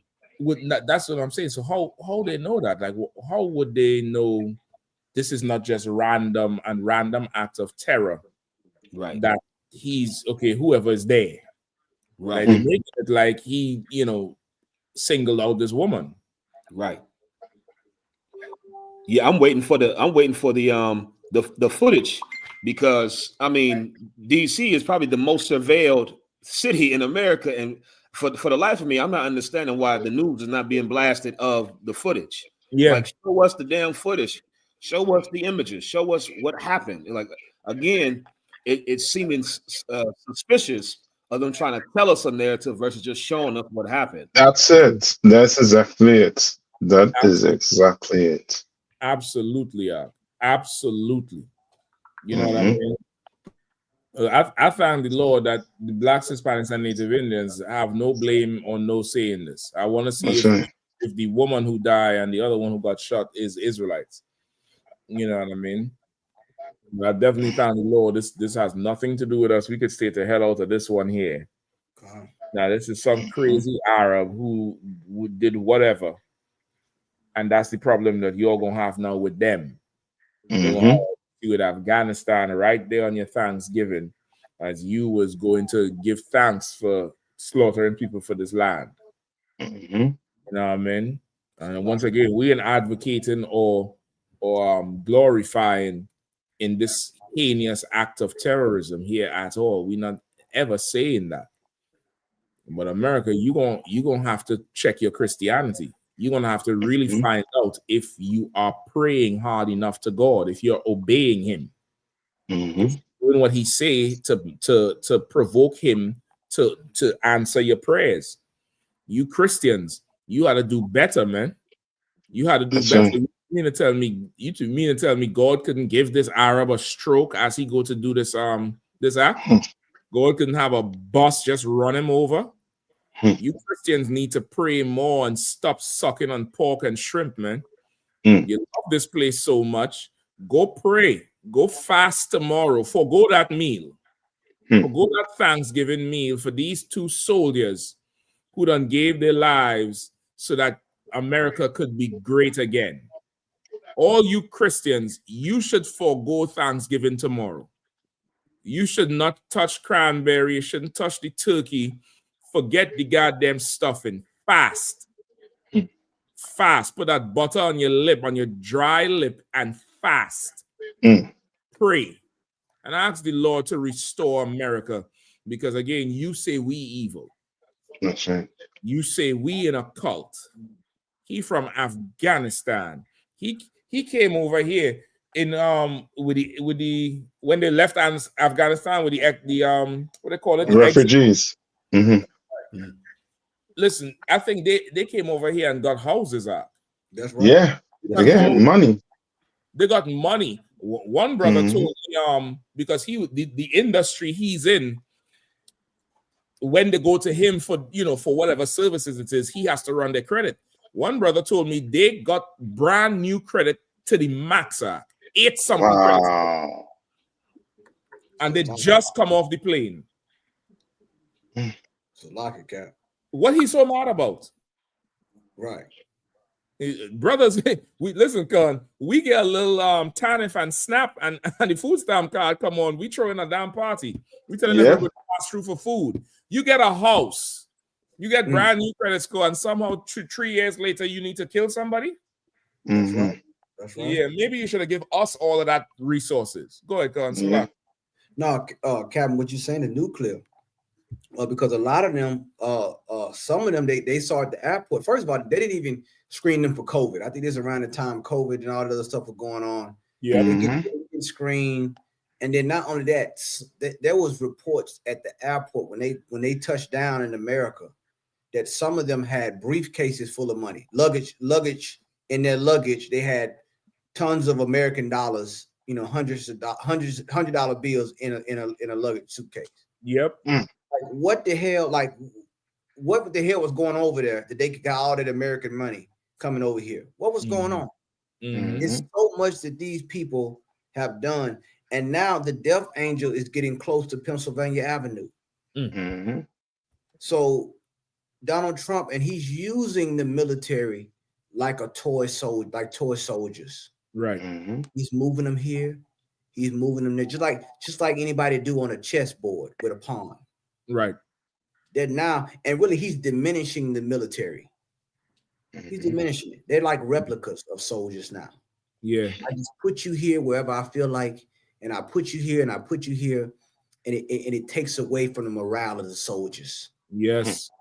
Because now they're at his beckoning call, and they have no purpose but to serve him, or just sit outside the ballroom and get shot. you know, while they hang up the chandelier. Like this is, you know, I can't really say what I want to say. So I mean, let me stop, Cap. Let me go and get off this. So like I yield. You're No, absolutely right, Job. You're absolutely right. Go ahead, Priest. Come on, so it's like it too, and Captain Khan, what you're saying is so heavy. It's like everything is the Lord is like he's setting the stage for everything to fall so beautifully. Because with Congress members telling members of the armed forces of the white man's military to disobey a unlawful order, right? And then you like imagine you in Esau military, and you already upset that he brought you to DC to play policeman and clean up. The morale was already low, so you're already feeling like you shouldn't even be here in the first place, which is from what I'm hearing is how most of the troops feel. You can see it as they walking up and down DC. It's a slight. It's like this is beneath us. You understand? And so to already feel like we shouldn't be out here doing this, and then to have something like this happen. This right here is creating yet another schism and a rift.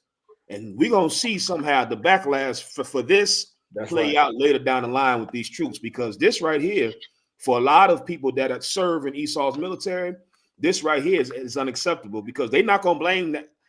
There's going to be some, of course, that blame the Afghan, but they're going to be a lot that are going to say, you put them here to clean up and they got killed for nothing.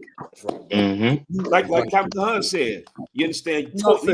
Using us like toy soldiers. Yep. Like you got us out here doing nothing, and these two soldiers died for nothing. They died for nothing.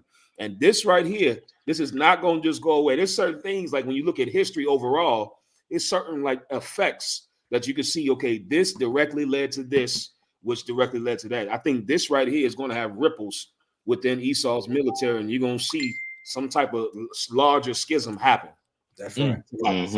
Can I say one thing too? Because you're saying something that's so heavy, because like you said, the morale, you can tell the morale, and they got to be stationed there doing these so-called holidays as well. So you know what I'm saying? And then now this happens, and then you know he's trying to use them as his personal like stormtroopers. And then like I look at history, you know, you look at Napoleon and how he rose to power. He put his claim to fame was putting out an insurrection. You know what I'm saying? Which other ones wouldn't gonna do it, because they feel like you harming the citizens of France. But he rose to power with that cannon. Right. You understand, that grape shot. Right. You know, in a public square. And that's how he, you know what I'm saying, he started making his bones, and you see what he did when he got power. You understand? So, like you said, this right here it just shows you where we are in America, and they can frame it how they can say political violence, they can say racial violence. It's violence. You know what I'm saying? Unadulterated. You know what I'm saying? And it is, and it's going to be more of this, because you can't, like the scriptures say, terror gonna make him afraid on every side. That's right. Fracture in the MAGA movement already. That's right. What's the name? Fuentes gaining power. Like, I mean, he's getting, you know, they're going from red hats to blue hats. Make America great again to America first. You seeing it's going to go from cryptic to apocalyptic real soon. Ain't gonna be no guessing. You understand, on what the UPK was talking about. You understand? You know what I'm saying? Commanding General Yahanna and the men before him was spot on right. The Lord gave them that message, and they delivered the story. Like I yield. And if I could jump in there, what you're saying is heavy. This type of stuff we're seeing now is things that go on in quote unquote third world countries, where it's not only the police force out there. You got this other army force, and then the interior army, and then the president's army, and then you got all these different forces running around the country, and that's part of the reason why they call them third world countries, is because a lot of times there's no rule of law. Yep. There's no real rule, like no real your rights, no rights. All there's that. Not a standard. There's not an established standard. It's whoever's strong on the day, that's the law. God. And so that's where it's getting to in this country, where now you got the army of ICE agents, where all he got to do is expand their powers. the sign of a pen. Next thing you know, they can arrest citizens too. If if for this reason and for that reason, or if they suspect this and suspect that, and now boom, now you got that agency running around.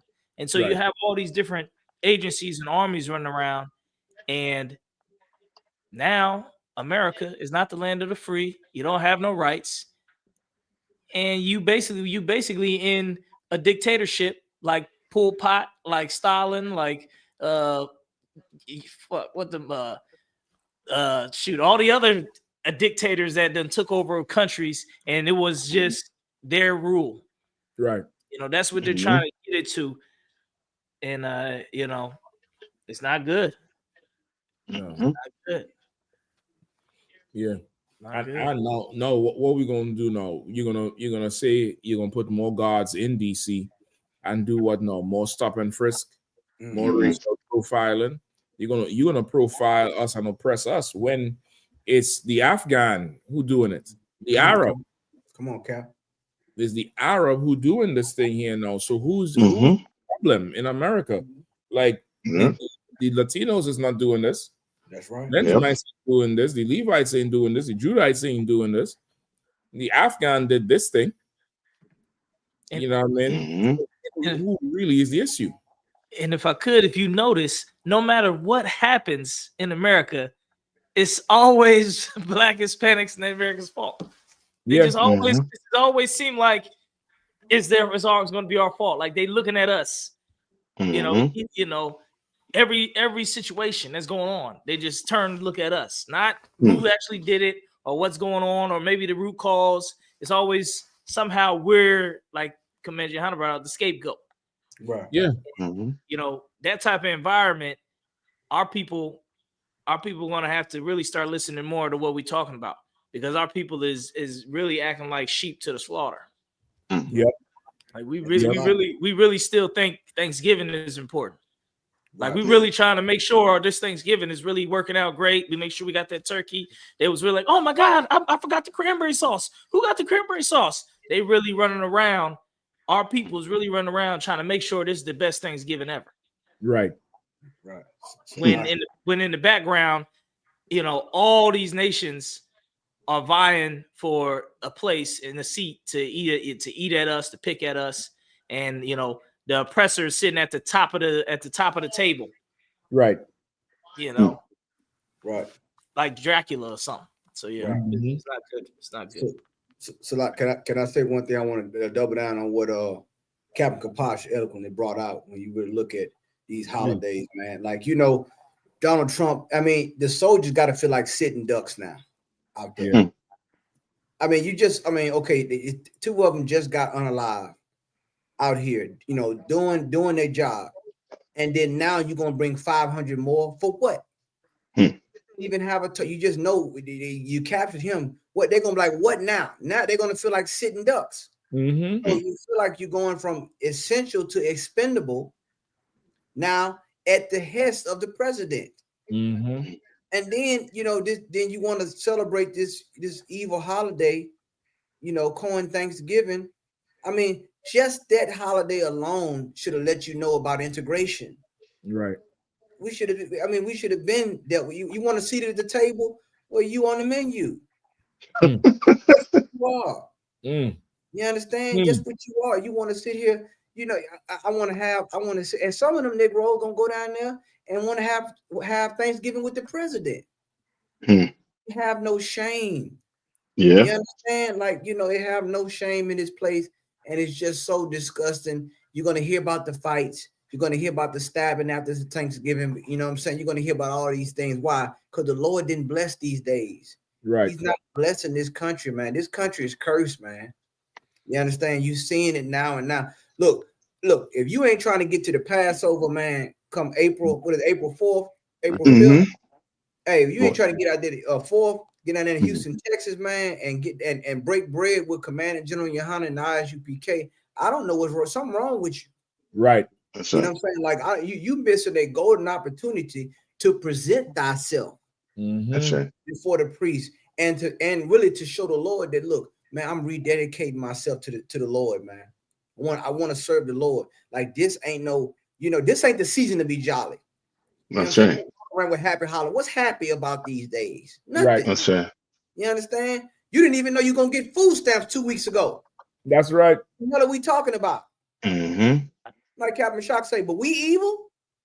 Right. You want to send Commander General Yahanna hate mail for us to read? Right. Something wrong with us. All this misguided hate, all this misdirected hate towards the UPK. Nah, man. You know what I'm saying? You just I don't believe it. You got to make me a believer with this, because I don't understand how you hear all these dog whistles, but you can't hear the trumpet. Right.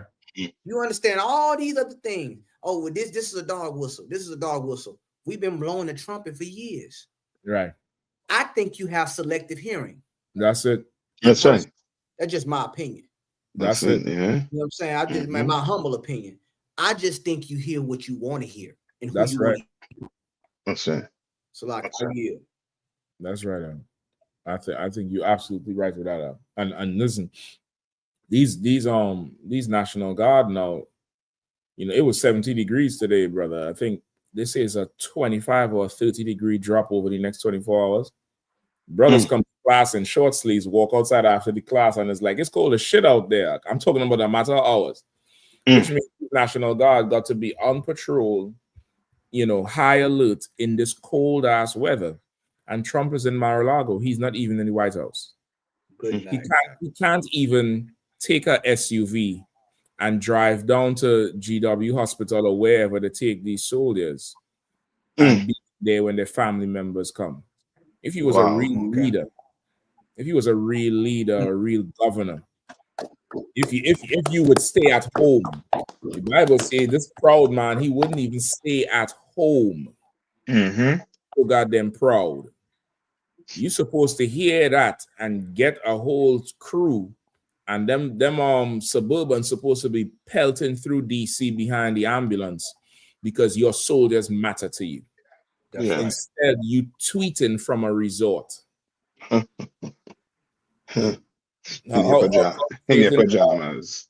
How they say it in the Wakanda movie? This is your king, right? And that's your king. That's your king, right? That's the man who's saying, "Make America great again." You signed up for this. You following lawful orders, according to you, right? According to you, you feel like you walk in the streets, you doing your duty, you're in your kingdom. I get you. I see. I understand.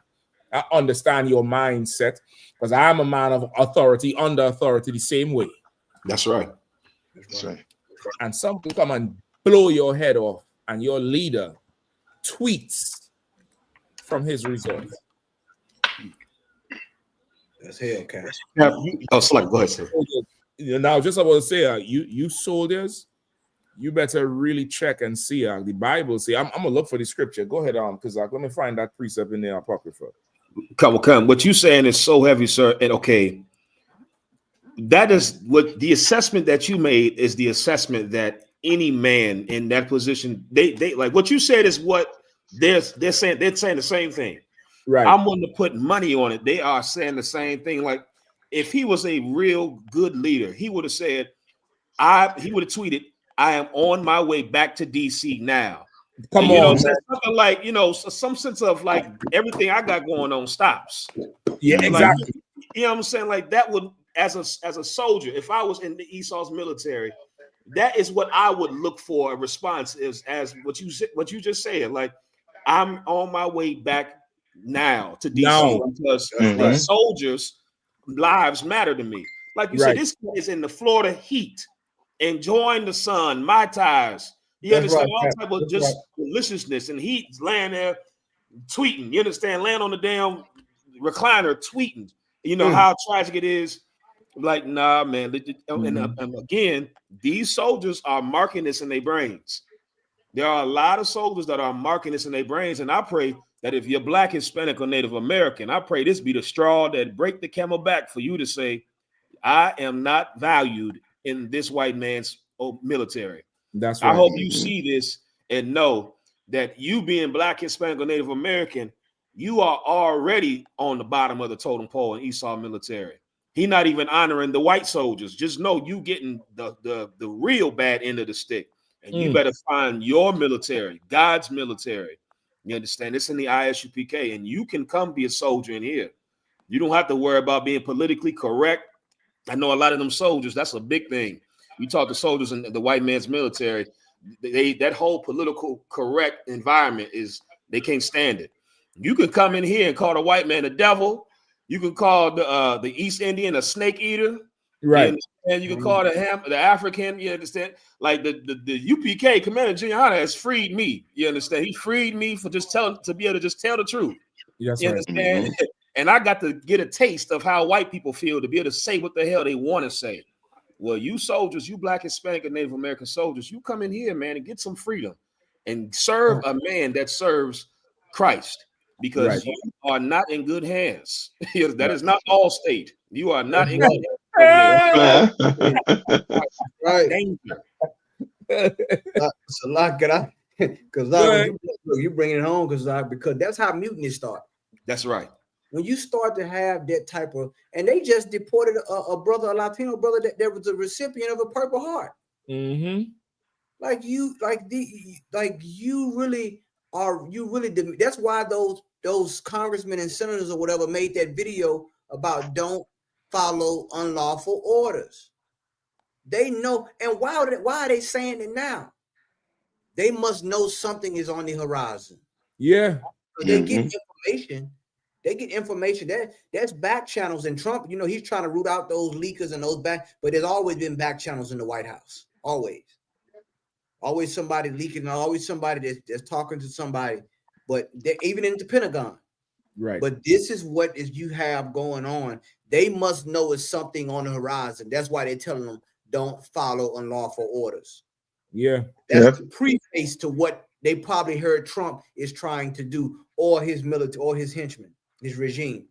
But these types of things, like you said, it's going to, like, now, Lord forbid, if they bring 500 and somebody else get unalive, then you really got a problem. Now you really got a problem.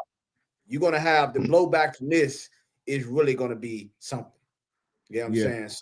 So like, I yield. Good point, Officer Kazan. Listen, like that's going to be the measure now. You're going to flood this place with soldiers. And if somebody else gets hit, Trump, what is you doing? Or somewhere else where you don't take them soldiers from gets it. Now it's the empire going to be spread too thin. The empire is going to be spread too thin. Anybody know where that precept is? Not the one where a man of war that suffered poverty. There's one, I'm paraphrasing, where it says it's, is it a shame? I think it's the shame one. Things to be ashamed of. To shame, it should be ashamed to I think don't be afraid, don't be bashful of, or something like that. So like you talking about the one where to serve a man that's not that's lesser than you. Yep. Okay. I think it's the shame one. Yeah, don't be ashamed of, basically, before the Lord. Don't be ashamed of. I think it's down in that one. Hold on. Ecclesiastes 25:8. No, Salaki. I think it's in 42. Oh yeah. Well, it's a second part. Can I read it? This one? Yeah, please. Come on. Ecclesiasticus chapter 25, verse 8. Well is him that dwelleth with a wife of understanding, and that hath not slipped with his tongue, and that hath not served a man more unworthy than himself. Yeah. Yep. I think that's it. If I'm not mistaken, I think that's it. Hold on. Let me see the other shame one. Where it says it should be shame to, sit with another man's wife. I think that might be it, Kazak, if I'm not mistaken. Somebody could check the other one just to see. Does that one say shame too? No, lie. So it's not. That's not in this one. So like, what I think the Ecclesiasticus 25:8. I think that's the one he just read. Okay. That might be it. That might be it. Like it's a curse. It's a punishment to serve a man less worthy than you. And you national guards, you are more worthy than your pretend king. Yep. You're more worthy than him. You're absolutely more worthy than he is. you will guard his home while he's in his vacation home as you meet your death. That's absolutely insane. He's supposed to fire up Marine One and be in DC. If not just for the photo op Trump. You're supposed to be there in GW Hospital, not with the blazer on. You know how they like to take the tie off and unbutton the top like this a day in a rush. He's supposed to be down there all night, live on TikTok or whatever, giving a press conference every 45 minutes from the hospital. Right. Send something for their family. Listen, if you really want the troops to ignore the Democrats about not following unlawful order, you should be in the hospital over the corpse tonight. Right. Over the corpse tonight, you should be in that hospital. You should be there. You should done call their family up. You should done, arrange to fly them up here tomorrow. And you should now let every soldier see that you're willing to shift your plans around because their lives matter. You don't give a damn. Let me get this last one to close out. Let me get not close out, but let me get another one. Give me Habakkuk 2 verses 5 and 6. Couple also too, sir. While I'm getting that, what you saying is so heavy, sir. Okay, and the scriptures say wisdom will be the stability of the times. Like, okay, what you said is really, if Trump had wise men, like there was a point in time in Esau's kingdom where they would have did that. Like the whole photo op, what you just described, literally a good PR person would tell him, you have to be at the hospital, unbutton your top button, unbutton your sleeves. Like it's a certain imagery that they know conveys a certain message. And the scripture, like I said last week, it's like the Lord has cut off these wise men of Teman. Like Esau, like the old institution of how this place operates and being real skillful and projecting certain things is like that is gone. They're not even able to fake the lie no more. Like, at least like you said, for the photo op's sake, that is, if I was a PR person, that is exactly what I would have him do. I would have him be in the hallway or right outside the hospital, shirt unbuttoned, you understand, like he's stressed out, like he a normal man, you understand, like the tie undone, he disheveled a little bit, and he just said, I'm here at the hospital. They won't let me go in, but I'm here. I'm going to stay here until as long as I can. You understand? Like, damn, at least fake it good. All the wise men that would tell him these things that you've seen prior. Like George Bush was just as retarded. He was just as dumb. But George Bush still had a few wise men left to tell him how to move and do certain things. The Lord is taking all their counsel away. And it's beautiful. You understand? But for those that trust in America, Zalaka, he had Colin Powell. He had Colin Powell. Soldiers. Zalaka. That's right. And then that brother is Benjamite. Colin Powell is a Benjamite. Oh yeah, for real? Yeah, Colin Powell's a Benjamite, and he knew how to deal with those soldiers. That's right. That's why Bush. That's what really gave him the leverage over the soldiers, having Colin Powell in there. Right. If I could, sir, what Kazak says so heavy, because as he's saying that, I remember and the funny thing, we've seen this play before. We know what happens in the scriptures when the Lord takes away the wise counselors. I mean, that's when kingdoms fall. Yes, I mean, and those wise counselors are typically there to tell you, do this to appease the crowd, to appease the people. I mean, but the minute some arrogant counselor gets in there, that king is on his way out. Yeah, I mean, so. But I got a Habakkuk for you, sir. Habakkuk chapter 2, verse 5 and 6. Yeah, let me get one more just before you pull this one. Oh, where's the one? Where's he? It's in the Apocrypha too. I might just have to paraphrase it. Find the one with where it says grieve for the dead. Take time and mourn and cry for them. And just to add to what you're saying too, like that good scripture you're pulling too, because I mean, if I was an oppressor, I would be thinking, who is really running my country? Because if that was a small hat, he would have been down there. Yeah. He'd have been there in the White House. He'd have been, it would have been on and popping. You know what I mean? But it you know what I mean, it's not about them. Right. So why even grieve? Why even lose sleep over it? Right. I'll just replace them with 500 more. I got the scripture. So like I said, I don't know if this is it. Ecclesiasticus 22, verse 12. So like verse 11. Weep for the dead, for he hath lost the light, and weep for the fool, for he wanteth understanding. Not that one. This one is a whole rundown. I wonder if it's Ecclesiastes 42. I'm gonna look for it. I'll come back to that one. Pull the other one in Habakkuk. I'm gonna come back to that one. Come.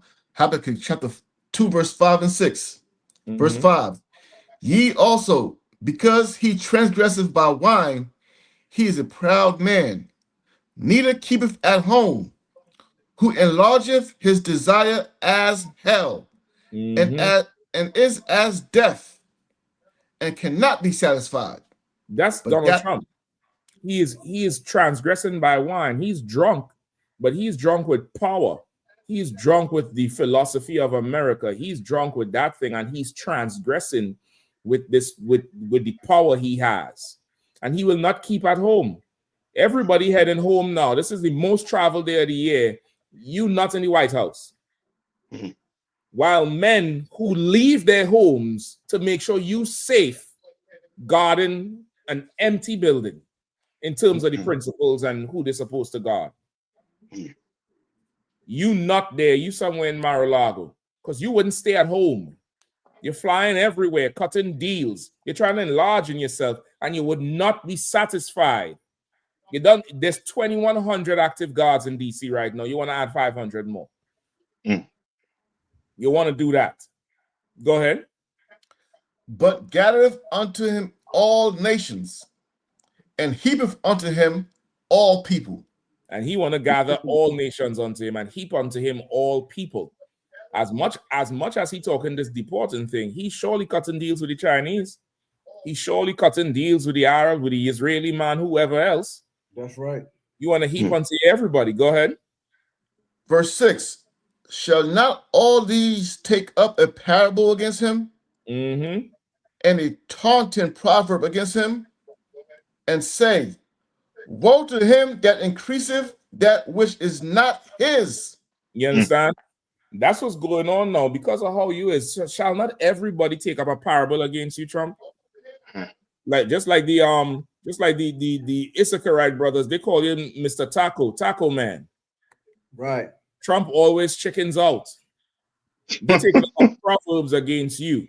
Agent Orange, this, that, the other. They're making the proverbs turn into real life statues. You see the statue with him and Epstein that be popping up around DC. They just put it up on DC, they come to take it down. They put it up again. You'll be for a proverb now. Go ahead. How long? And to him that latheth himself with thick clay.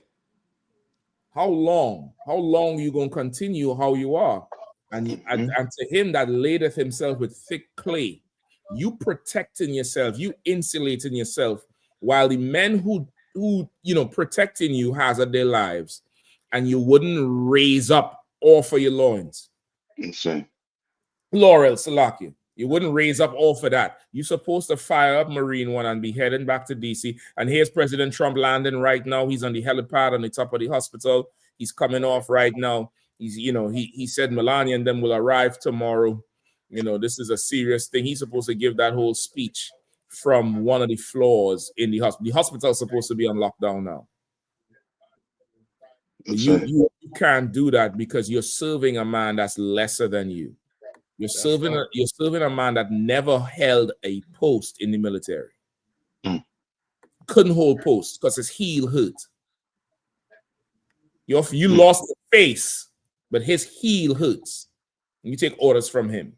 That's a shame. That's a shameful thing. That's it. Anybody find the other one? Is it Ecclesiasticus 38 and 17? That's what I have right here. So like I gotta step out of on him. Yeah, how about you, man? Gotta get that Thanksgiving money tomorrow because I ain't celebrating it. Nah, it's all good. We're gonna be done in 2 minutes too. We ain't staying too long. Ecclesiasticus 30. Go ahead if you need to roll out. Okay. Yes, sir. Ecclesiasticus chapter 38, verse 16. My son, let tears fall down over the dead, and begin to lament as if thou hadst suffered great harm thyself, and then cover his body according to the custom, and neglect not his burial. That's what you should do. Now, he don't need to know these soldiers personally. You should feel a connection to them because you're the commander in chief. You're supposed to be a soldier yourself. But you tweeting, Twitter fingers.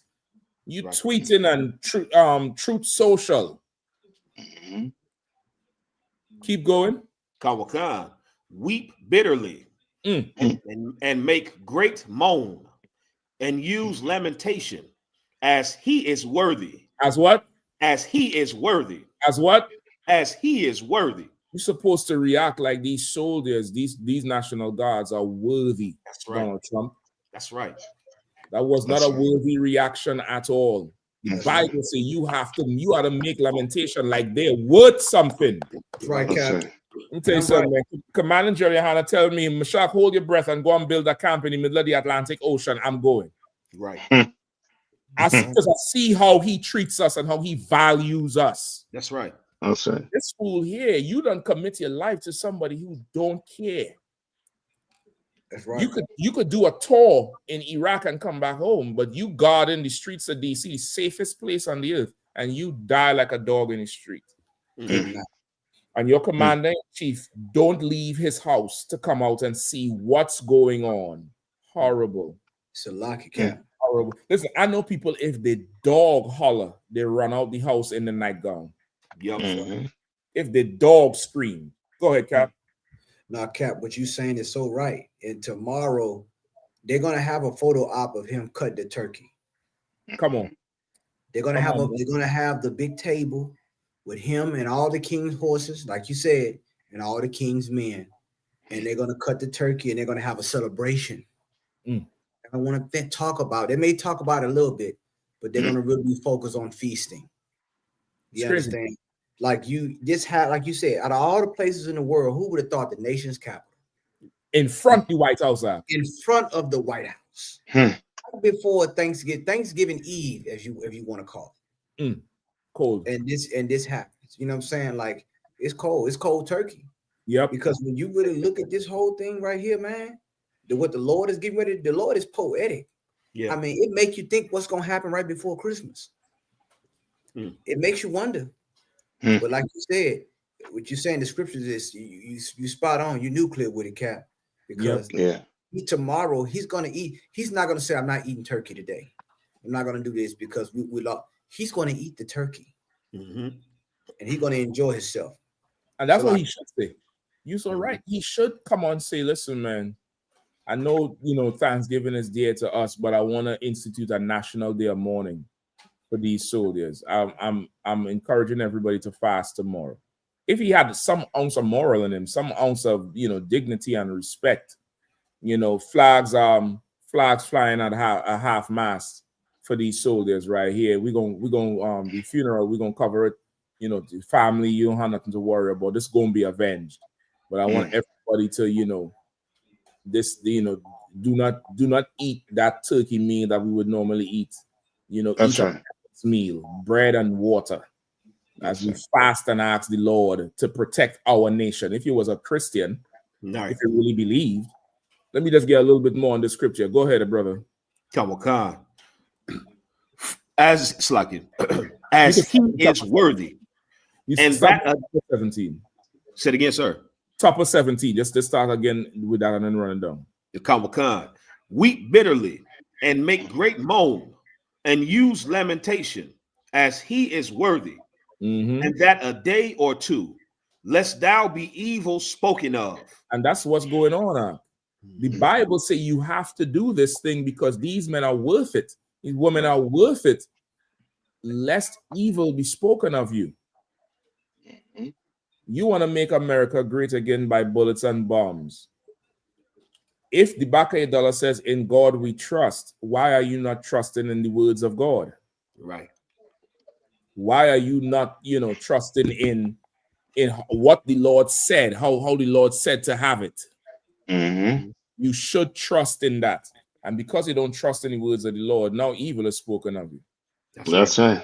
Let's believe if we could say it, them soldiers are saying it. Yeah, come on. They in the barracks now, they in the tanks, they behind some building right now saying, fuck is we doing here? Why are we here still? That's right. Why is this why is it like that? Why, XYZ? Why is this? Why is that? They look at they're there for that. They're doing that thing now. Cap, what you said is so heavy. I mean, this is what all the soldiers have said, and like that's natural in every war. Like even in an actual war, soldiers say why they had the question, why are we here? Like most of the soldiers that fought in OEF, Operation Enduring Freedom, Afghanistan and Iraq, a lot of those soldiers said they had a morality crisis because they could not understand why are we here? Wow. What war are we fighting? And it gave them such a severe morality crisis that they said the suicide rate for the soldiers in those two particular wars is off the charts because it didn't make sense. When they got over there, they were fed a narrative here, and then they got over there and it wasn't aligning with what they were fed. And it's like, okay, well, why the hell are we over here? And because of it, a lot of soldiers suffered a morality crisis. There's soldiers right now that are suffering a morality crisis because already soldiers feel like they shouldn't be deployed in your own land. So soldiers were already struggling with the morality crisis of, okay, why are we being deployed to police our own American citizens? Jeremiah Hammond prophesied, you ICE agents, you police officers, and I'm here to add to the prophecy, you military soldiers in the white man's military, if you don't get out, you are going to kill yourself from the guilt, from the morality crisis that you are now experiencing. You're going to kill yourself. Right. Because you're not fighting a righteous war. You're not fighting for a righteous cause. You are being used as a tool for a man who thinks you're not worthy. Donald Trump has made many comments that he believes soldiers are losers. You understand? You're a loser to him. That's why he was going somewhere when Charlie Kirk died. He came back when Charlie Kirk died. He hasn't came back yet. Yeah. You soldiers are losers to him. You're stupid enough to join. Are you stupid? Like these people are you're stupid enough to go fight. That's how he views you. You're not worthy to him. He's showing you. And the Lord is showing you hypocrisy because Donald Trump, I thought crime was down since you deployed the troops in DC. I thought crime was down, and the Lord had a crime happen right in front of your house. In front of your door. In front of your door. But crime is down. Yeah, the Lord is a chess player on a level that we can't understand because he is exposing your hypocrisy, Mr. White Man. And to add to what Kazak's saying too, God, they said that same thing with the Israeli troops and them, the IDF. They're on a ton of medication, and there's a lot of suicide taking place with them. You know what I mean? And a lot of them did not want to go back. You know what I mean? Like they're stopping the war and reverting back to that bombing campaign is because they didn't have enough men to continue doing what the hell they was doing. Because they was coming back messed up and they committing suicide. They're not poor enough. Yeah. They're not poor enough. We live in communities where we see brothers come back without a leg.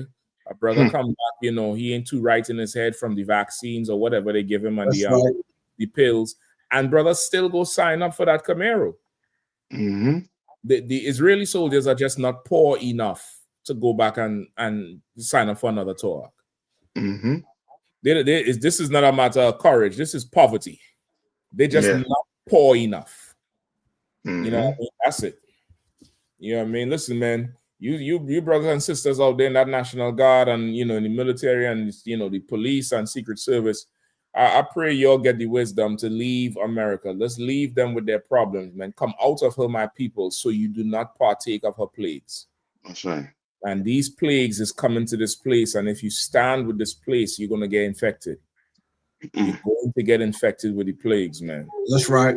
And listen, with that, we want to say shalom to Walter, everybody for locking in and liking and sharing the comments. Listen, don't forget, Commander Yahanna going to be on the same channel every Monday night, 9 p.m. with the Heavy Hits and Crew. You know how we do it. Black Watch News live every Monday night, 9 p.m. Pay your tithes, man. 10% all your increase on earnings must come into the priests and prophets of the Lord. isupk.com. Pay your tithes. Go on there, pay your tithes, man. See, send it in. Put a standing order, man. Let that thing come onto your check every week. You know what I mean? Also, too, on the website, pay a Passover fee, $200 per person, 17 years and over. Get that Passover fee in April 4th, Houston, Texas. We're going to be down there. Book your flight, rent your cars. Do it early, man. Get this thing early. Lord, allow this one is the last one if the Lord willeth. Because this place is already in hell with a handbag, with a backpack. Forget going to hell in a handbag. It's standing there with a backpack, with a suitcase. You know what I mean? Again, of course, the usual suspect, Captain Nine-Fac, always on the inside with us. I'm going to say National Guard. North Carolina. North Carolina, South Carolina, you know what I mean? Jamaica doing the whole thing, Bahamas. Of course, Captain Kahani, no introduction. You all know holding down the whole South, running the whole thing. You know what I mean? Captain Kapashi had to step away, of course, but he usually on the inside. And then you have, of course, Officer Warrior, Officer Kazak, 1 and 2 men rocking the whole thing, holding down the whole DMV. You know, this is real wisdom and real, life-changing things we doing up in the school here, man. Send your tithes and support the truth, man. With that, we'd like to say shalom. Yavshan Shabrak.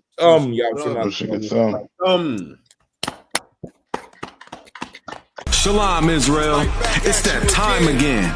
The ISUPK, under Commanding General Yahanna, presents the Lord's 57th Annual Passover. That's right, the Lord's 57th Annual Passover, April 4th, 2026, in Houston, Texas. All Black, Hispanics, and Native Americans are commanded to observe the Lord's Passover. This will be the biggest Passover to date. You do not want to miss this. Fresh lamb, fresh wine, and bitter herbs as commanded by the Most High. Only $200 per person, ages 17 and up.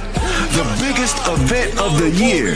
There is only one Passover, and it's under Commanding General Yahanna. See you there, Israel. Shalom. Train for war, men of war, and warlike apparel. Prefer our leaders, can't get between us. Watch where you stepping. Hey, listen, brothers and sisters, man. If you like what you hear, hit the subscribe button, man. Subscribe to this channel. And also, please, go to isupk.com and pay your tithe. Drop me some cash so we can move around this planet like we need to, man, and do the things we need to do. They're one West. They're one West. They're one West.